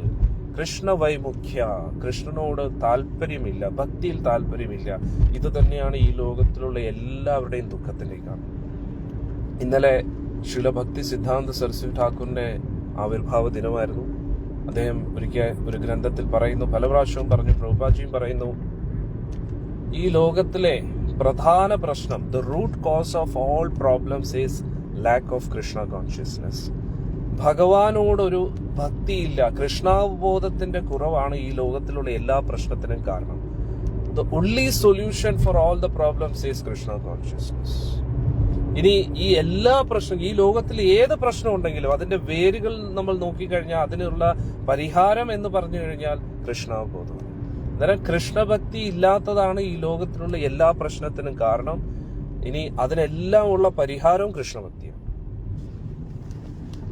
അതാണ് നമ്മൾ മനസ്സിലാക്കേണ്ടത്. ഇപ്പൊ നമ്മുടെ ജീവിതത്തിൽ ദാരിദ്ര്യം എന്തുകൊണ്ട് വരുന്നു? പുണ്യം കുറവാണ്. പുണ്യം എന്തുകൊണ്ട് കുറവ്? ഭഗവാന്റെ നാമം ജപിക്കുന്നില്ല, മറ്റുള്ളവരെ ദ്രോഹിക്കുന്നു, അധർമ്മശീലസ്യ, ഇത് തന്നെ കഴിഞ്ഞ ജന്മത്തിലെല്ലാം ചെയ്തു, അതുകൊണ്ട് ദാരിദ്ര്യ ദുഃഖം വരും. അന്നേരം ഇനി ഭഗവാന്റെ നാമം ജപിച്ചാൽ പുണ്യം കൂടും, ഓട്ടോമാറ്റിക്കലി നമുക്ക് അർഹിക്കുന്ന കാര്യങ്ങളൊക്കെ നമുക്ക് ലഭിക്കും. അത്രയേ ഉള്ളൂ. ഇനി രോഗാവസ്ഥ വന്നു, എന്തുകൊണ്ട് രോഗാവസ്ഥ വന്നു? അറിഞ്ഞോ അറിയാതെയോ ചെയ്തു കൂട്ടിയ പാപകർമ്മങ്ങൾ. അന്നേരം നാമം ജപിക്കുമ്പോൾ പാപകർമ്മങ്ങൾ തീരുന്നു, രോഗം മാറുന്നു, വീണ്ടും ഭക്തിയിലേക്ക് പുരോഗമിച്ചുകൊണ്ടിരിക്കുന്നു. ഇനി മറ്റുള്ളവർ നമ്മളെ മനസ്സിലാക്കുന്നില്ല, നമ്മൾ എത്രയൊക്കെ ചെയ്താലും അവർ തിരിച്ചൊന്നും നമ്മുടെ നന്മ ആഗ്രഹിക്കുന്നില്ല. അന്നേരം അവരുടെ ഉള്ളിൽ എന്താ? അസൂയ, കുശുമ്പ്. നമ്മുടെ ഉള്ളിലും മറ്റുള്ളവരുടെ അസൂയയും കുശുമ്പുണ്ട്.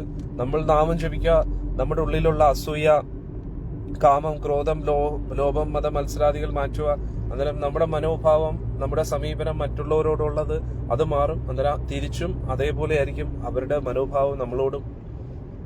അന്നേരം എല്ലാ പ്രശ്നത്തിനും കാരണം നമ്മുടെ ഉള്ളിലുള്ള സ്വാർത്ഥ ചിന്താഗതിയും ഭക്തിയില്ലായ്മയാണ്. അന്നേരം എല്ലാ പ്രശ്നത്തിനുള്ള പരിഹാരം എന്താണ്?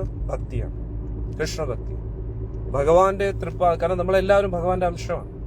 അന്നേരം നമ്മൾ അദ്ദേഹത്തിന്റെ മക്കളാണ് എന്ന് മനസ്സിലാക്കി, ഏത് ജാതിയിലുള്ള വ്യക്തിയാണെങ്കിലും ഏത് മതത്തിലുള്ള വ്യക്തിയാണെങ്കിലും പരമോന്നതനായിട്ടുള്ള ഗുരുവായൂരപ്പന്റെ മക്കളാണ് നമ്മളെ എല്ലാ സൃഷ്ടിയും ഈ ജീവജാലങ്ങളെല്ലാം എന്ന് മനസ്സിലാക്കി ഭഗവാന്റെ അധീനതയിലാണ് ഈ ലോകം. നമ്മുടെ കർത്തവ്യം നിറവേറ്റുക, ആസക്തിയില്ലാതെ അങ്ങനെ നമ്മൾ ചെയ്യുമ്പോൾ എല്ലാ പ്രശ്നങ്ങളും പരിഹരിക്കപ്പെടും. അതാണ് ഇവിടെ പറയുന്നത്, ജനസ്യ കൃഷ്ണാത് വിമുഖസ്യ ദൈവാത്. അന്നേരം ഭഗവാനോടുള്ള വൈമുഖ്യം എന്തുകൊണ്ട്? മായാ പ്രലോഭനത്താൽ. ദൈവിക ശക്തി, ഭഗവാന്റെ മായാശക്തിയിൽ പ്രലോഭിതരായിട്ട് അവർ കൃഷ്ണനിൽ നിന്നും അകന്നു നിൽക്കുന്നു. അധർമ്മശീലസ്യ, അങ്ങനെ കൂടുതൽ അധർമ്മം ചെയ്ത്, സുദുഃഖിതസ്യ, ദുഃഖിതസ്യ എന്നല്ല പറയുന്നത്, സുദുഃഖിതസ്യ. ദുഃഖിതസ്യ എന്ന് പറഞ്ഞാൽ ദുഃഖിച്ചിരിക്കുന്നു, സുദുഃഖിതസ്യ എന്ന് പറഞ്ഞാൽ ഏറ്റവും കൂടുതൽ ദുഃഖിച്ചിരിക്കുന്നു. കാരണം എന്താണ്? അധർമ്മശീലസ്യ, അധർമ്മം പ്രവർത്തിച്ചു. എന്തുകൊണ്ട് അധർമ്മം പ്രവർത്തിച്ചു? മായാദേവിയുടെ പ്രലോഭനത്താൽ കൃഷ്ണാത് വിമുഖസ്യ. വളരെ സിസ്റ്റമാറ്റിക് ആയിട്ട് പറയണം, കൃഷ്ണാത് വിമുഖസ്യ. ആദ്യം നമ്മൾ ചെയ്യുന്ന തെറ്റെന്താണ്? കൃഷ്ണനിൽ നിന്നും അകന്നു നിൽക്കുന്നത്, വൈമുഖ്യം കാണി. കൃഷ്ണനോട് നോക്കാൻ, കൃഷ്ണ ക്ഷേത്ര സന്ദർശനം ചെയ്യാൻ താല്പര്യമില്ല, നാമം ജപിക്കാൻ താല്പര്യമില്ല. അത് കാരണം എന്തുകൊണ്ട് ഇത് വരുന്നു? ദൈവാത്, മായാശക്തിയുടെ പ്രലോഭനത്താൽ. അവിടെ നിന്ന് നമ്മുടെ അധപ്പതനം തുടങ്ങുന്നു. പിന്നെന്താണ് സംഭവിക്കുന്നത്? അധർമ്മശീലസ്യ, അധർമ്മ കാര്യങ്ങളൊക്കെ ചെയ്യാൻ തുടങ്ങുന്നു. അങ്ങനെ എന്താവും? അധർമ്മ കാര്യങ്ങളൊക്കെ ചെയ്യുമ്പോൾ സുദുഃഖിതസ്യ, കൂടുതൽ ദുഃഖത്തിലേക്ക് പോകുന്നു. അന്നേരം അങ്ങനെയുള്ള ദുഃഖിതരായിട്ടിരിക്കുന്ന വ്യക്തികൾക്ക് അനുഗ്രഹായേഹ, അവർക്ക് അനുഗ്രഹം നൽകാൻ വേണ്ടി, അവരോട് ഈ ഒരു പ്രശ്നത്തിൽ നിന്ന് അവരെ രക്ഷപ്പെടുത്താൻ വേണ്ടി ചരന്തി നൂനം, ആൾക്കാർ, ഭഗവാന്റെ ഭക്തർ ഇങ്ങനെ സഞ്ചരിച്ചുകൊണ്ടേയിരിക്കുന്നു. ഇപ്പൊ നമ്മൾ സഞ്ചരിച്ചുകൊണ്ടിരിക്കുന്നു. വലിയ തള്ളായിപ്പോയി അല്ലേ? സത്യമല്ലേ? അല്ലാതെ നമ്മൾ എന്തിനാണ് സഞ്ചരിക്കുന്നത്? കൃഷ്ണ വിമുഖസ്യ, ഭഗവാനോട് താല്പര്യമില്ലാത്ത ആൾക്കാരെ കണ്ടുപിടിച്ച് അവർക്കെല്ലാം അധർമ്മശീലസ്യ, അവർക്ക് ധർമ്മത്തിന്റെ മാർഗം പറഞ്ഞു കൊടുക്കുക അല്ലേ? എന്നിട്ട് നാമം ജപിക്കാനുള്ള വഴി കൊടുക്കുക. അതുകൊണ്ട് എന്ത് പറ്റും? സുദുഃഖിതസ്യ, ദുഃഖത്തിലിരിക്കുന്ന വ്യക്തികൾക്കെല്ലാം അനുഗ്രഹായേഹ, അവർക്കെല്ലാം അനുഗ്രഹം ലഭിക്കും. ചരന്തി ന്യൂനം, ഇങ്ങനെയുള്ള ആൾക്കാർ ഇങ്ങനെ കറങ്ങി നടന്നുകൊണ്ടേയിരിക്കും. എന്തിനു വേണ്ടി? ഭൂതാനി ഭവ്യാനി ജനാർദ്ദനസ്യ. കാരണം എന്താ? ഇങ്ങനെയുള്ള വ്യക്തികൾക്കെല്ലാം എന്താ പ്രശ്നം? അവർക്ക് ജീവാത്മാക്കളോട് വലിയ കാരുണ്യമാണ്. അന്നേരം ആ കാരുണ്യം കാരണം അവരെപ്പോഴും ഇങ്ങനെ സഞ്ചരിച്ചുകൊണ്ടേയിരിക്കും. എന്തിനു വേണ്ടി? ഇങ്ങനെയുള്ള ദുഃഖിതരായിട്ടുള്ള വ്യക്തികൾക്ക് യഥാർത്ഥ സുഖത്തിന്റെ മാർഗം പറഞ്ഞു കൊടുക്കാനായിട്ട്. എന്തിനാണ് വിതുരർ ഇത് പറഞ്ഞത്? കാരണം മൈത്രി ഋഷിക്ക് ഭഗവാൻ കുറെ കാര്യങ്ങൾ പറഞ്ഞു കൊടുത്തിട്ടുണ്ട്. ആ അതീന്ദ്രിയ ജ്ഞാനം കാരുണ്യപൂർവ്വം അടിയനും പറഞ്ഞു നൽകൂ എന്ന് പറഞ്ഞുകൊണ്ടാണ്. അതിനുവേണ്ടിയാണ് ഇവിടെ വിതുരർ മൈത്രി ഋഷിയോട് ചോദിക്കുന്നത്. അടുത്ത 4ാമത്തെ ശ്ലോകം.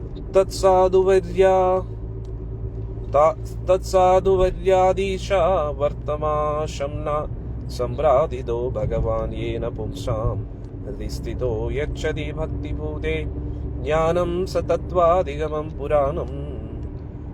വളരെ പ്രധാനപ്പെട്ട ചോദ്യങ്ങളാണ് വിതുരർ ചോദിക്കുന്നത്. ആദ്യം എന്താ പറഞ്ഞത്? എല്ലാവർക്കും ഓർമ്മയുണ്ടോ? അതായത് എല്ലാവരും സുഖത്തിന് വേണ്ടി പരിശ്രമിക്കുന്നു, പക്ഷെ ആ പരിശ്രമത്തിന്റെ ഇടയിൽ പല പല ക്ലേശങ്ങൾ അനുഭവിക്കുന്നു. ഇനി സുഖം ലഭിച്ചാലും അതിൽ തൃപ്തി വരുത്തുമില്ല, എപ്പോഴും ദുഃഖിതരായിട്ട് തന്നെ ഇരിക്കുന്നു. അതൊരു യഥാർത്ഥ സുഖം എന്താണ് എന്നാണ് ആദ്യത്തെ ചോദ്യം. ഇനി അടുത്തത്, ഭഗവാന്റെ കാര്യത്തിൽ താല്പര്യമില്ലാതെ, ഭഗവാന്റെ നാമം ജപിക്കാനൊന്നും താല്പര്യമില്ലാതെ ഭഗവാനോട് വൈമുഖ്യം കാണിക്കുന്നു. എന്തുകൊണ്ട്? മായാദേവിയുടെ പ്രലോഭനത്താൽ. അത് കാരണം പല പല അധർമ്മം ഒരു ശീലമാക്കി മാറ്റിയ വ്യക്തികളാണ്. അന്നേരം അവരോടൊക്കെ കാരുണ്യം കാട്ടാൻ വേണ്ടിയാണ് അവര്. എന്നിട്ട് അധർമ്മം ചെയ്യുന്നതുകൊണ്ട് എന്താണ്? കൂടുതൽ ദുഃഖത്തിലാണ്ട് പോകുന്നു. എപ്പോഴും എപ്പോഴും ദുഃഖിതത്തിലാണ് ഇരിക്കുന്നത്.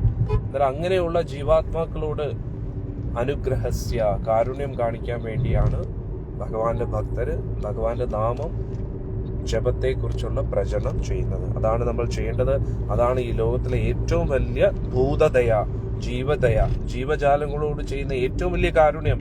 അവർക്ക് വിശക്കുമ്പോൾ ഭക്ഷണം കൊടുക്കണം. തീർച്ചയായിട്ടും വളരെ ദുഃഖത്തിലിരിക്കുമ്പോൾ നമ്മൾ ശാരീരികപരമായിട്ട് അവർ നേരിടുന്ന ക്ലേശങ്ങൾക്ക് ഒരു പരിഹാരം കൊടുക്കണം. അതായത് രോഗം എന്തെങ്കിലും ഉണ്ടെങ്കിൽ നമ്മളെ കൊണ്ട് പറ്റുന്ന എന്തൊക്കെയാണോ അതൊക്കെ ചെയ്യണം. പക്ഷെ ഏറ്റവും പ്രധാനപ്പെട്ടത് അവരെ നാമജപം, ഭക്തിയിലേക്ക് കൊണ്ടുവരിക.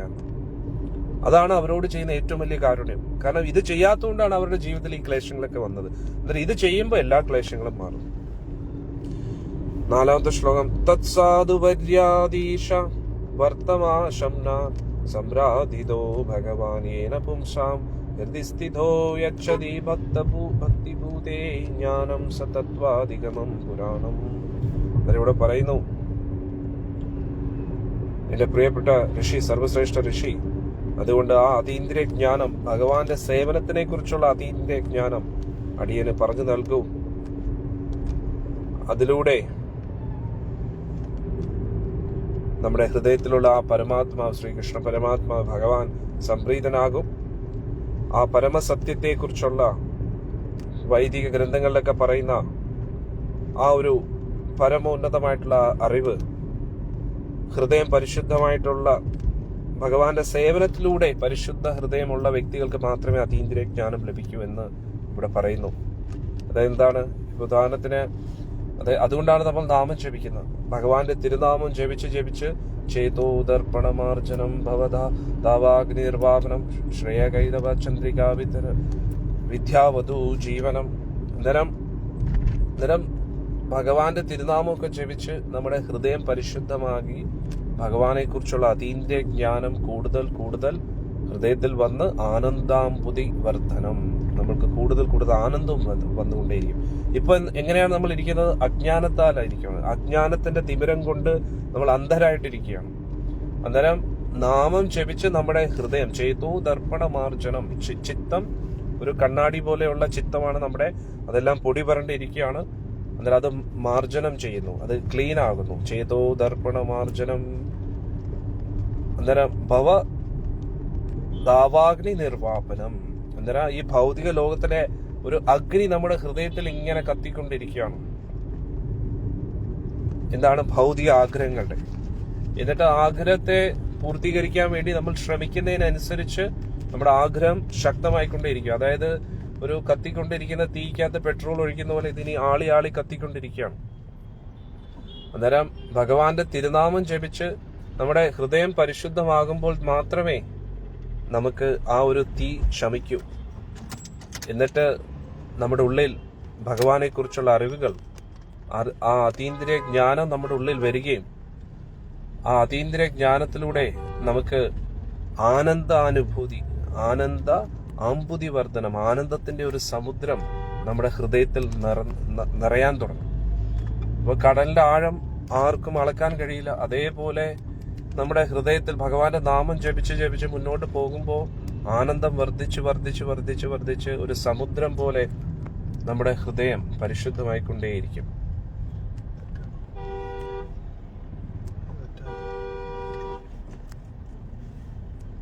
മുന്നോട്ടാണ് തോന്നുന്നു.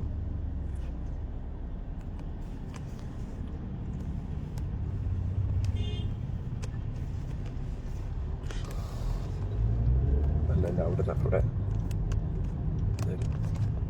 അന്നേരം ഭഗവാന്റെ തിരുനാമം ജപിച്ച് നമ്മുടെ ഹൃദയം, ചിത്തം എന്ന് പറഞ്ഞാൽ ബോധം. ആത്മാവ് പരിശുദ്ധമാണ്, പക്ഷെ ആത്മാവിന്റെ ബോധം പരിശുദ്ധമല്ല.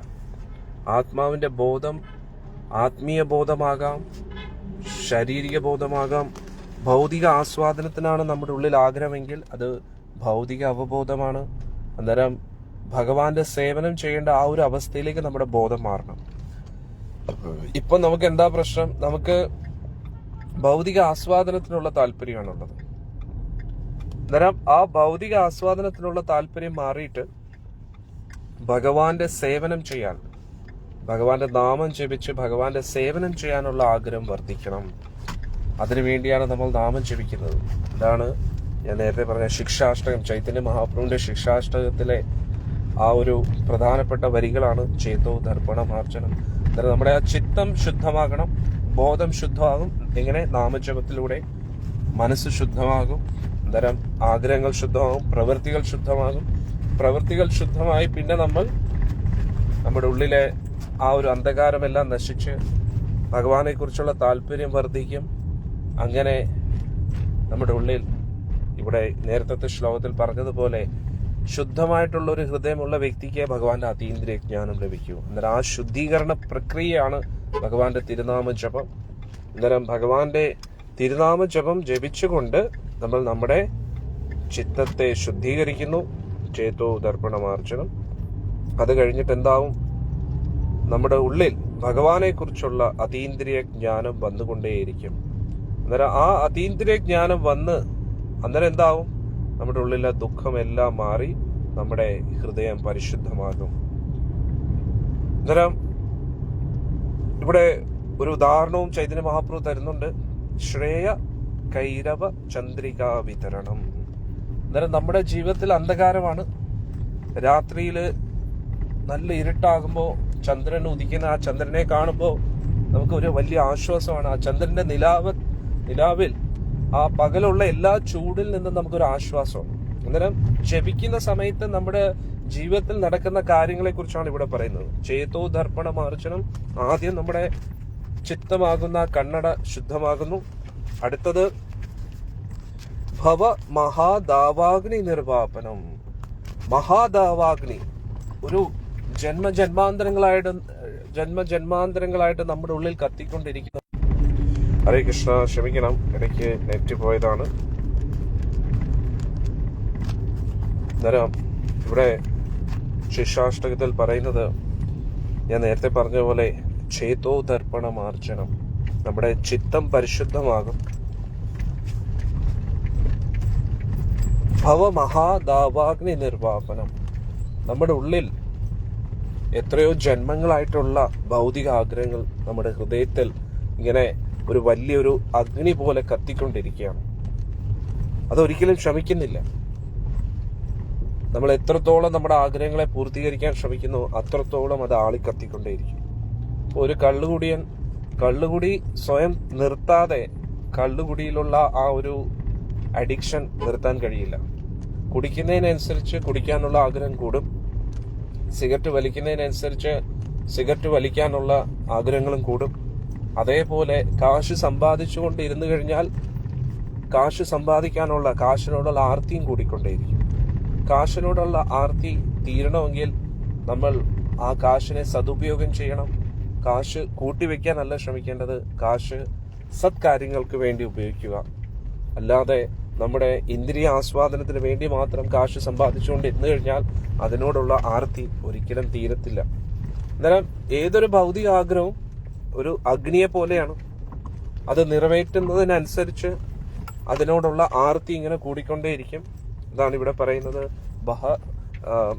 ഭവമഹാദാവാഗ്നി നിർവാപനം. എന്നിട്ട് നമ്മൾ ഭഗവാന്റെ തിരുനാമം ജപിക്കുമ്പോൾ എന്താ സംഭവിക്കുന്നത്? നമ്മുടെ ചിത്തം, ഭൗതിക ബോധം ശുദ്ധമാകുന്നു. ഞാൻ നേരത്തെ പറഞ്ഞില്ലേ, നമ്മുടെ ബോധം ആസ്വദിക്കാനും ഈ ലോകത്തെ അടക്കി ഭരിക്കാനും ഉള്ളൊരു ആഗ്രഹം നമ്മുടെ ഉള്ളിലുണ്ട്. അത് തീരുമ്പോൾ തന്നെ എന്ത് പറ്റും? നമ്മുടെ ഉള്ളിലുള്ള ആ ഭൗതിക ആഗ്രഹങ്ങൾ, ആ വലിയ ആളിക്കത്തുന്ന ആ തീ, അത് തീരും. അത് നമുക്ക് എല്ലാവർക്കും അനുഭവം ഉണ്ട് അല്ലേ? നമ്മുടെ സത്സംഗത്തിൽ വന്ന് ഭഗവാന്റെ നാമമൊക്കെ ജപിച്ചു തുടങ്ങിക്കഴിഞ്ഞാൽ, ഇപ്പോൾ കഴിഞ്ഞ 2-3 വർഷമായിട്ട് ജപിക്കുന്ന ഭക്തർ നമ്മുടെ സത്സംഗത്തിലുണ്ട്. അന്നേരം ആ ജപിച്ച് നമ്മുടെ എന്താ പറ്റുന്നത്? നമ്മുടെ ബോധം ശുദ്ധമായിക്കൊണ്ടിരിക്കുന്നു. നമ്മുടെ ആഗ്രഹങ്ങൾ, ഈ ലോകമായിട്ട് ബന്ധപ്പെട്ട ആ ഒരു അഗ്നിയെ പോലെ കത്തിക്കൊണ്ടിരുന്ന ആഗ്രഹങ്ങളൊക്കെ മാറി ഇനി ശ്രേയ കൈരവ ചന്ദ്രികാ വിതരണം. നല്ല ശ്രേയസ്കരമായിട്ടുള്ള കൈരവ ചന്ദ്രികാ വിതരണം, നല്ല ശ്രേയസ്കരമായിട്ടുള്ള വലിയൊരു അനുഗ്രഹം പോലെയുള്ള ചന്ദ്രന്റെ നിലാവ് നമ്മുടെ ജീവിതത്തിൽ വന്നു തുടങ്ങും. ഇത്രയും കാലവും നമ്മുടെ ജീവിതത്തിൽ അന്ധകാരമായിരുന്നു. പക്ഷേ ഭഗവാന്റെ അനുഗ്രഹ സൂചകമായിട്ടുള്ള ആ ഒരു ചന്ദ്രന്റെ നിലാവ് നമ്മുടെ ജീവിതത്തിൽ വന്നു തുടങ്ങും. എപ്പോഴാ? നാമം ജപം. ഇത് നാമജപത്തിന്റെ ഓരോ തലങ്ങളാണ്. നാമം ജപിച്ച് നമ്മുടെ ചിത്തം ശുദ്ധമായി ഭൗതികാഗ്രഹങ്ങളുടെ തീ അണഞ്ഞു കഴിഞ്ഞാൽ പിന്നെ നമ്മുടെ അന്ധകാരത്തിലേക്ക് നല്ലൊരു വെളിച്ചം വരും, ഭഗവാന്റെ അനുഗ്രഹ വെളിച്ചം. അത് വന്നു കഴിഞ്ഞാലോ വിദ്യാവതു ജീവനം. വിദ്യ, ഭഗവാനെ കുറിച്ചുള്ള അറിവുകൾ നമ്മുടെ ജീവിതത്തിൽ വന്നു തുടങ്ങും. ഭഗവാനെ കുറിച്ചുള്ള കൂടുതൽ സാക്ഷാത്കാരങ്ങൾ. അതിനുശേഷം എന്ത് പറ്റും? ആ ഒരു അറിവിന്റെ അടിസ്ഥാനത്തിൽ ആനന്ദാംബുധിവർദ്ധനം, ആനന്ദ സമുദ്രം ഇങ്ങനെ വർദ്ധിച്ചുകൊണ്ടേയിരിക്കും. പിന്നെ അതിനുശേഷം പ്രതിപദം പൂർണ്ണാമൃതാസ്വാദനം. പിന്നെ ഭക്തിയിൽ ഓരോരോ ജപത്തിനനുസരിച്ച് നമുക്ക് കൂടുതൽ ആനന്ദം ഇങ്ങനെ. പ്രതിപദം പൂർണ്ണാമൃതാസ്വാദനം, പരിപൂർണം. നമ്മൾ നേരത്തെ പറഞ്ഞില്ല എന്താ? നേരത്തെ വിദുരർ പറഞ്ഞത് നമ്മൾ എല്ലാവരും സന്തോഷത്തിന് വേണ്ടി, സുഖത്തിന് വേണ്ടി ശ്രമിക്കുന്നു. ആ സുഖത്തിന് വേണ്ടിയുള്ള ശ്രമത്തിന്റെ ഇടയിൽ പല ക്ലേശങ്ങൾ അനുഭവിക്കുന്നു. പക്ഷെ സുഖം ലഭിച്ചാലോ തൃപ്തി വരത്തുമില്ല, യഥാർത്ഥ സുഖം ലഭിക്കും. പക്ഷെ ഇവിടെ യഥാർത്ഥ സുഖത്തെ കുറിച്ച് പറയുകയാണ് ചൈതന്യ മഹാപ്രഭു, സാക്ഷാൽ ഗുരുവായൂരപ്പൻ. നാമജപത്തിലൂടെ നമ്മുടെ ചിത്തം പരിശുദ്ധമാക്കൂ, എല്ലാവിധ ഭൗതിക ആഗ്രഹങ്ങളുടെ തീയെ അണയ്ക്കൂ. അതിലൂടെ നമ്മുടെ ജീവിതത്തിൽ നല്ലൊരു വെളിച്ചം വരും, ചന്ദ്രന്റെ നിലാവ് പോലെ. അതുകൂടാതെ ഭഗവാനെ കുറിച്ചുള്ള അതീന്ദ്രിയ ജ്ഞാനം ലഭിക്കും. അതിലൂടെ ആനന്ദത്തിന്റെ ഒരു സമുദ്രം നമ്മുടെ ഹൃദയത്തിൽ നിറയാൻ തുടങ്ങും. എന്നിട്ട് ഓരോ നിമിഷവും, കാരണം നമ്മൾ ഒരേ മന്ത്രമാണ് ജപിക്കുന്നത് എല്ലാ ദിവസവും, പക്ഷെ ഓരോ ദിവസവും ജപിക്കുന്നതോറും ആനന്ദം വർദ്ധിച്ചുകൊണ്ടേയിരിക്കുകയാണ്. പൂർണ്ണാമൃതാസ്വാദനം. അതിനുശേഷം സർവാത്മസ്ലപനാം. അന്നേരം പൂർണ്ണമായിട്ടും നമ്മുടെ ഹൃദയത്തെ തൃപ്തിപ്പെടുത്തുന്ന ആ പരം വിജയത്തെ ശ്രീകൃഷ്ണ സങ്കീർത്തനം. അന്നേരം ഭഗവാന്റെ ആ സങ്കീർത്തന പ്രസ്ഥാനമാണ് നമ്മുടെ ഇത്, ചൈതന്യ മഹാപ്രഭുവിന്റെ. ഇതിന്റെ അടിത്തറ എന്ന് പറഞ്ഞാൽ ഭഗവാന്റെ തിരുനാമ ജപമാണ്. ജപിക്കാൻ നമ്മൾ ഒരിക്കലും മടി കാണിക്കരുത്. നമ്മുടെ ഹാർട്ടിന്റെ ബീറ്റ് പോലെയാണ്, അല്ലെങ്കിൽ നമ്മുടെ ശ്വാസം പോലെയാണ് നമ്മുടെ ജപം എന്ന് പറയുന്നത്. അന്നേരം ശ്വസിക്കാതെ ആർക്കെങ്കിലും ജീവിക്കാൻ പറ്റുമോ? ഇല്ല. അതേപോലെ ആത്മാവിന്റെ ശ്വാസമാണ് നാമജപം. അന്നേരം ഈ ഭൗതിക ലോകത്തിൽ നമുക്ക് ആത്മീയ ഒരു ഊർജം നമുക്ക് ലഭിക്കണമെങ്കിൽ ജപം വേണം. ജപമില്ലാതെ നമ്മൾ എന്ത് ചെയ്തിട്ടും പ്രത്യേകിച്ച് കാര്യമില്ല. അതുകൊണ്ട് ജപത്തിൽ നമ്മൾ ആരെയും കാണിക്കാനോ ബോധ്യപ്പെടുത്താനോ വേണ്ടിയല്ല, പക്ഷെ നമ്മുടെ നിലനിൽപ്പിന് വേണ്ടി, നമ്മുടെ അടിത്തറ എന്ന് പറഞ്ഞാൽ നമുക്ക് ഈ ലോകത്തിൽ എന്ത് ചെയ്യണമെങ്കിൽ, ഇനി ഭക്തിപരമായിട്ടല്ല ഭൗതികമായിട്ടാണെങ്കിൽ പോലും ജപിക്കാതെ നമുക്ക് പുണ്യം ലഭിക്കത്തില്ല. പുണ്യം ഉണ്ടെങ്കിൽ മാത്രമേ നമ്മുടെ ഈ കാശ് നിലനിൽക്കൂ.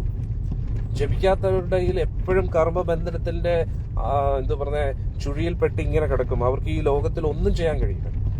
എപ്പോഴും പരാജിതരായിരിക്കും. കയ്യിലെപ്പോഴും കടം മാത്രമേ കാണൂ.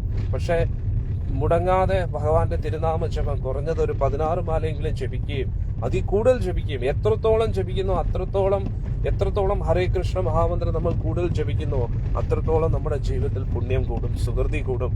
അന്നേരം ഭൗതിക സുഖഭോഗങ്ങൾക്ക് വേണ്ടി ജപിക്കാൻ പാടില്ല. പക്ഷെ എന്നാലും ജപിക്കുകയാണെങ്കിൽ സുഖഭോഗത്തെ അന്വേഷിക്കേണ്ട ആവശ്യമില്ല. നമ്മളെ തേടി എല്ലാം വരും. നമ്മൾ അർഹിക്കുന്ന ആ സുഖഭോഗങ്ങൾ നമ്മളെ തേടി വരും. പക്ഷെ നമ്മൾ നാമജപത്തിലൂടെ നമുക്ക് ലഭിക്കുന്ന ആ ഒരു അനുഭൂതി എന്ന് പറഞ്ഞാൽ പരമോന്നതമായിട്ടുള്ള ഭക്തി, ഭഗവാന്റെ അടുത്തേക്ക് എത്താനുള്ള ഒരു യോഗ്യത, അതൊക്കെയാണ് ലഭിക്കുന്നത്. അതുകൊണ്ട് എൻ്റെ ഒരു അഭ്യർത്ഥനയാണ്, ആരും ജപം മുടക്കരുത്. പ്രത്യേകിച്ച് ദീക്ഷ എടുത്ത ഭക്തരെല്ലാവരും ഭഗവാന്റെ 16 മാല ജപം ശ്രദ്ധയോടുകൂടി, വിശ്വാസത്തോടുകൂടി, ഭക്തിയോടുകൂടി ജപിക്കണം. ശ്രദ്ധയില്ലാതെ അങ്ങോട്ടും ഇങ്ങോട്ടും ശ്രദ്ധിച്ച് നമ്മൾ ജപിക്കുന്നത് കുടം കമത്തി വെള്ളം ഒഴിക്കുന്ന പോലെയാണ്. അതിന്റെ പരിപൂർണ എഫക്റ്റ് കിട്ടത്തില്ല. അതുകൊണ്ട് നല്ല ശ്രദ്ധിച്ച് നമ്മുടെ ബോധത്തെ പൂർണ്ണമായിട്ടും ഭഗവാന്റെ നാമജപത്തിൽ കേന്ദ്രീകരിച്ചുകൊണ്ട് നിത്യവും ജപിക്കുകയാണെങ്കിൽ വലിയ വലിയ പ്രശ്നങ്ങളിൽ നിന്ന് നമുക്ക് വളരെ പുഷ്പം പോലെ അതിൽ നിന്നൊക്കെ രക്ഷപ്പെടാൻ പറ്റും. സർവോപരി നമുക്ക് ഭഗവാന്റെ ലോകത്തേക്ക് എത്താൻ പറ്റും എന്നതിൽ ഒരു സംശയം വേണ്ട. അതാണ് നമ്മൾ ഇന്നത്തെ ഈ സത്സംഗത്തിൽ പഠിക്കേണ്ടത്. അന്നേരം വിതുരരും അവിടെ മൈത്ര ഋഷിയുടെ അടുത്ത് വന്നിട്ട് പറയുകയാണ്, യഥാർത്ഥ സുഖം എന്താണ് എന്ന് എനിക്ക് പറഞ്ഞു തരുന്നു. ഇതൊന്നും വിതുരർക്ക് അറിഞ്ഞൂടെ? വിതുരർ ഭക്തനാണ്, പരിശുദ്ധ ഭക്തനാണ്. പക്ഷെ എന്നാലും നമുക്ക് ലഭിക്കാൻ വേണ്ടി, നമുക്ക് ആ അറിവുകളൊക്കെ ലഭിക്കാൻ വേണ്ടി വിതുരർ അവിടെ ഭഗവാനോട് ചോദിക്കുകയാണ്. അന്നേരം ഇത് നമുക്കും വലിയ പാഠമാണ്.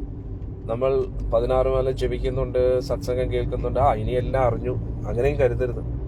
നമ്മളെപ്പോഴും ഗുരുവിന്റെ മുമ്പിൽ വരുമ്പോൾ ഭക്തിയിൽ പുരോഗമിക്കാനുള്ള ചോദ്യങ്ങൾ ചോദിക്കണം. ചോദ്യങ്ങൾ ചോദിക്കുന്നുണ്ടെങ്കിൽ അതിന്റെ അർത്ഥം വളരെ ഡീപ്പായിട്ട് നമ്മൾ ചിന്തിക്കുന്നുണ്ടെന്നാണ്. ചോദ്യങ്ങൾ ചോദിക്കുന്നില്ലെങ്കിൽ അതിന്റെ അർത്ഥം എല്ലാം മനസ്സിലായി, ഇനി മനസ്സിലാക്കാൻ ഒന്നുമില്ല. അങ്ങനെയല്ല. എത്ര ഫിലോസഫി തത്വം വളരെ സിമ്പിളാണ്. നമ്മൾ ഭൗതിക ലോകത്തിലാണ്, ഭഗവാന്റെ ഗോലോക വൃന്ദാവനത്തിലാണ്, നമുക്ക് തിരിച്ചെത്തണം. ഇത് അറിഞ്ഞു കഴിഞ്ഞാൽ എല്ലാം ആയിരുന്നില്ല. ഇതിന്റെ ഡീപ്പായിട്ട് കുറെ വശങ്ങളുണ്ട്. അതും മുടങ്ങാതെ ഭഗവാന്റെ നാമമൊക്കെ ജപിച്ച് ഭഗവാന്റെ ഗ്രന്ഥങ്ങളൊക്കെ വായിച്ചെങ്കിൽ മാത്രമേ നമ്മുടെ ഉള്ളിൽ പല പല സംശയങ്ങളും വരും. അങ്ങനെ വളരെ ഡീപ്പായിട്ട് ഇത് ബേസിക് സിമ്പിൾ ആയിട്ടുള്ള ഒരു തത്വമാണ്. ഇപ്പൊ ഉദാഹരണത്തിന് നമ്മളിപ്പോൾ ഇപ്പം കണ്ണൂർ പോകുന്നു, ഇനി ഇവിടുന്ന് ഗുരുവായൂർ പോകണം. വളരെ സിമ്പിളാണ്. കണ്ണൂരാണ് ഇപ്പോൾ ഇരിക്കുന്നത്, ഇനി ഗുരുവായൂർ പോകണം. പക്ഷെ പോകേണ്ട വഴികൾ അല്ലേ, ഇപ്പൊ എവിടെയാ, ഇനി എത്ര ദൂരമുണ്ട്, ഇങ്ങനെ കോൺസ്റ്റന്റ്ലി ഒരു ചെക്കപ്പ് വേണം. അല്ലെങ്കിൽ ഇപ്പൊ ഉദാഹരണത്തിന് ആശുപത്രിയിൽ ചെല്ലുമ്പോൾ ഒരു രോഗിക്ക് രോഗമുണ്ട്, അതിന് ചികിത്സിക്കണം, അത് പറഞ്ഞാൽ മാത്രം പോരല്ലോ. അതിനുവേണ്ടി ഓരോ ദിവസവും ചെക്കപ്പ് വേണം, അതിന്റെ റിപ്പോർട്ട് നോക്കണം, എത്രത്തോളം രോഗം മാറി, ഓരോരോ ബ്ലഡിന്റെ ടെസ്റ്റ് ഒക്കെ ചെയ്തിട്ട് രോഗം എത്ര കുറഞ്ഞു, ഇനി ആരോഗ്യസ്ഥിതി എത്ര മെച്ചപ്പെട്ടു, അതൊക്കെ ഇങ്ങനെ കോൺസ്റ്റന്റ് ഒരു ചെക്കപ്പ് വേണം. അതേപോലെയാണ്, അതിനുവേണ്ടിയാണ് നമ്മൾ ഒരു ഗുരുവിനെ സ്വീകരിക്കുന്നതും. നമ്മുടെ ആധ്യാത്മിക പുരോഗതി, നമ്മുടെ പെരുമാറ്റം, നമ്മുടെ ചിന്താഗതി, നമ്മുടെ സംസാരം, ഇതെല്ലാം നമ്മൾ എപ്പോഴും വാച്ച് ചെയ്തുകൊണ്ടേയിരിക്കണം. എന്നിട്ട് ഗുരുവിന്റെ നിർദ്ദേശപ്രകാരം ഭക്തിയിൽ പുരോഗമിച്ചുകൊണ്ടേയിരിക്കണം. അല്ലാതെ 16 മാല ജപിക്കുന്നത് വളരെ ഇമ്പോർട്ടന്റ് ആണ്. അത് ജപിക്കാത്തവരെ കുറിച്ച് പിന്നെ പറയണ്ട, അവരുടെ കാര്യം അതോ ഗതി. പക്ഷെ നമ്മൾ 16 മാല ജപിച്ചു, 4 യമനിയമങ്ങൾ പാലിച്ചു, അതും കംപ്ലീറ്റ് ആയിട്ടില്ല. അത് ജപിച്ചിങ്ങനെ മുന്നോട്ട് പോയിക്കൊണ്ടിരിക്കണം. അതിനോടൊപ്പം തന്നെ നമ്മളെക്കുറിച്ച്, നമ്മുടെ ബോധത്തെക്കുറിച്ച് നമ്മൾ ബോധവാനായിട്ടിരിക്കണം. നമ്മുടെ മനസ്സിന്റെ ചിന്തകളെക്കുറിച്ച് നമ്മൾ ചിന്തിക്കണം. നമ്മുടെ പ്രവൃത്തികളെക്കുറിച്ച് നമ്മളൊന്ന് ആലോചിക്കണം. എന്റെ പ്രവൃത്തി ശരിയാണോ, എന്റെ ചിന്തകൾ ശരിയാണോ, എന്റെ സംസാരം ശരിയാണോ? അങ്ങനെ ഒരു സെൽഫ് അനാലിസിസ് എപ്പോഴും വേണം. അങ്ങനെയുള്ള വ്യക്തികൾക്ക് മാത്രമേ ഭക്തിയിൽ പുരോഗമിക്കാൻ കഴിയൂ. ഒന്ന് ആലോചിച്ച് നോക്കുക, വിതുരൻ എന്ന് പറയുന്ന ആരാണ്? യമരാജനാണ്. അദ്ദേഹത്തിന് അറിയാത്തതായിട്ട് ഈ ലോകത്തിൽ എന്തെങ്കിലും ഉണ്ടോ? ഇന്നലെ മഹാഭാരതത്തിൽ നമ്മൾ പഠിച്ചില്ലേ, സാക്ഷാൽ ഭീഷ്മ പിതാമഹൻ പോലും ഉപദേശങ്ങൾ തേടുന്നത് എപ്പോഴും വിതുരനിൽ നിന്നാണ്. അതേ വിതുരൻ. അതുകൂടാതെ ഭഗവാന്റെ 12 മഹാജനങ്ങൾ എന്ന് പറയും. 12 ഭഗവാന്റെ പ്രധാനപ്പെട്ട ഭക്തരുണ്ട്. ഭീഷ്മര്, പ്രഹ്ലാദൻ, ധ്രുവൻ, അങ്ങനെ അതിലെ ഒരാളാണ് യമധർമ്മൻ. അതേ യമധർമ്മനാണ് വിതുരൻ.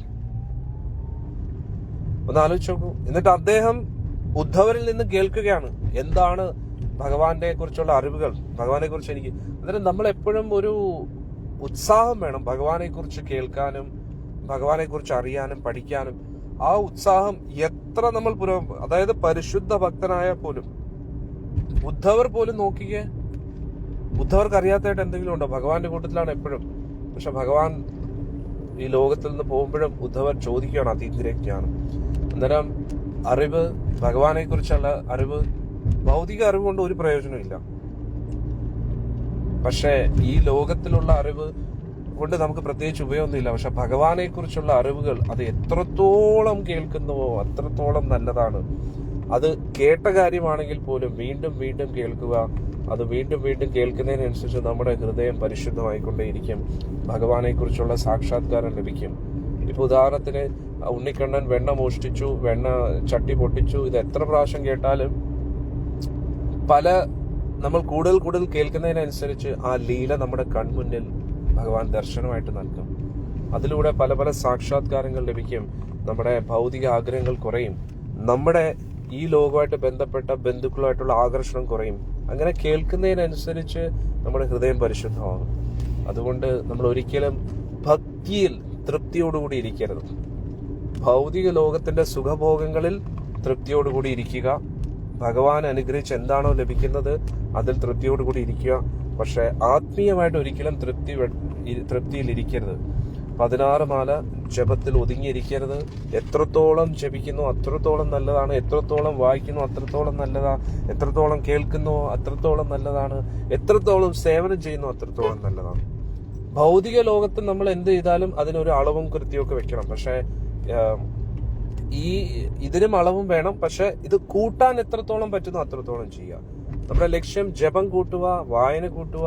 അങ്ങനെ 24 മണിക്കൂറും കൃഷ്ണാവബോധത്തിൽ ഇരിക്കുന്ന ഒരു അവസ്ഥയിലേക്ക് എത്തണം. 24 മണിക്കൂർ എങ്ങനെ ഇരിക്കുക? 18 മണിക്കൂറും കൃഷ്ണനെ കുറിച്ച് കൃഷ്ണസ്മരണയോടുകൂടി ഓരോ കാര്യങ്ങൾ ചെയ്യുമ്പോൾ തീർച്ചയായിട്ടും ഉറങ്ങുന്ന സമയത്തും ഭഗവത് സ്മരണ തന്നെയായിരിക്കും.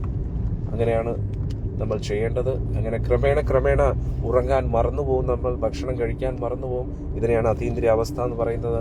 പിന്നെ ക്രമേണ ഈ ലോകമായിട്ട് ബന്ധപ്പെട്ട ഒരു കാര്യവും നമുക്ക് ഓർമ്മ കാണത്തില്ല. ഭഗവാനെ മാത്രം സ്മരിക്കുന്ന അവസ്ഥയിലേക്ക് എത്തും. അതിൻ്റെ അർത്ഥം മനസ്സിലാക്കിക്കോളൂ, നമ്മുടെ സമയമായി. ഇനി അധികം സമയം ഈ ലോകത്ത് കാണത്തില്ല. ഈ ലോകത്ത് സൂര്യൻ ഉദിച്ച് അസ്തമിക്കുന്ന പോലെ നമ്മൾ ഭൗതിക ലോകത്തിൽ ഉപയോഗശൂന്യരായിട്ട് ഇങ്ങനെ തീരും. ആരെന്ത് പറഞ്ഞാലും നമുക്ക് കേൾക്കാൻ പറ്റത്തില്ല. ഈ ചെവി പ്രവർത്തിക്കത്തില്ല. ഈ ചെവി പ്രവർത്തിക്കുന്നുണ്ട്, പക്ഷെ ആത്മാവ് ഇതുമായിട്ടുള്ള കണക്ഷൻ പോയി.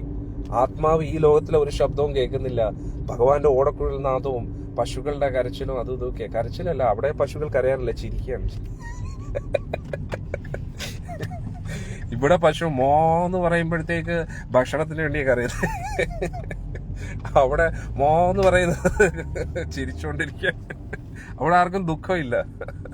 അവിടെ എല്ലാവരും ചിരിച്ചുകൊണ്ടിരിക്കുകയാണ്. ഗോലോക വൃന്ദാവനം അതാണ്. പശുക്കളാണെങ്കിലും പക്ഷികളാണെങ്കിലും കൂട്ടുകാരും ഭഗവാന്റെ കൂട്ടുകാരും ഗോപികമാരും എപ്പോഴും അവിടെ കളിയും ചിരിയും തമാശ മാത്രമേ ഉള്ളൂ. അന്നേരം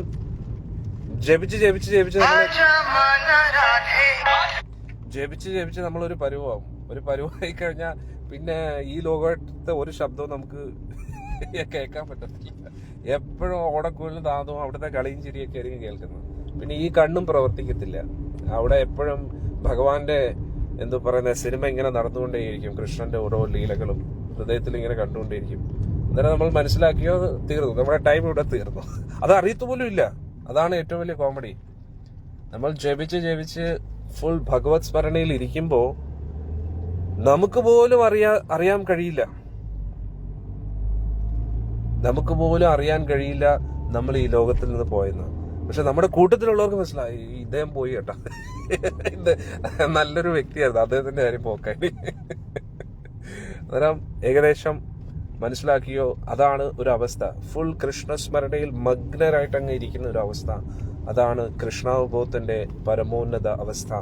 ആ ഒരു അവസ്ഥയിൽ പിന്നെ നമ്മൾ ഈ ലോകത്ത് ഉണ്ടെന്നേ ഉള്ളൂ, പക്ഷെ ഈ ലോകമായിട്ട് ഒരു ബന്ധമില്ല. Completely disconnected from this world and completely connected with Krishna. അതാണ് കൃഷ്ണാവബോധത്തിന്റെ പരമോന്നത അവസ്ഥ. ആ അവസ്ഥയിലേക്ക് നമ്മൾ എല്ലാവരും എത്തണം. അതിന് നന്നായി ജപിക്കൂ, നന്നായി സത്സംഗം കേൾക്കൂ, നന്നായി വായിക്കൂ, നന്നായി ആനന്ദിച്ച് ഇരിക്കൂ. ഹരേ കൃഷ്ണ.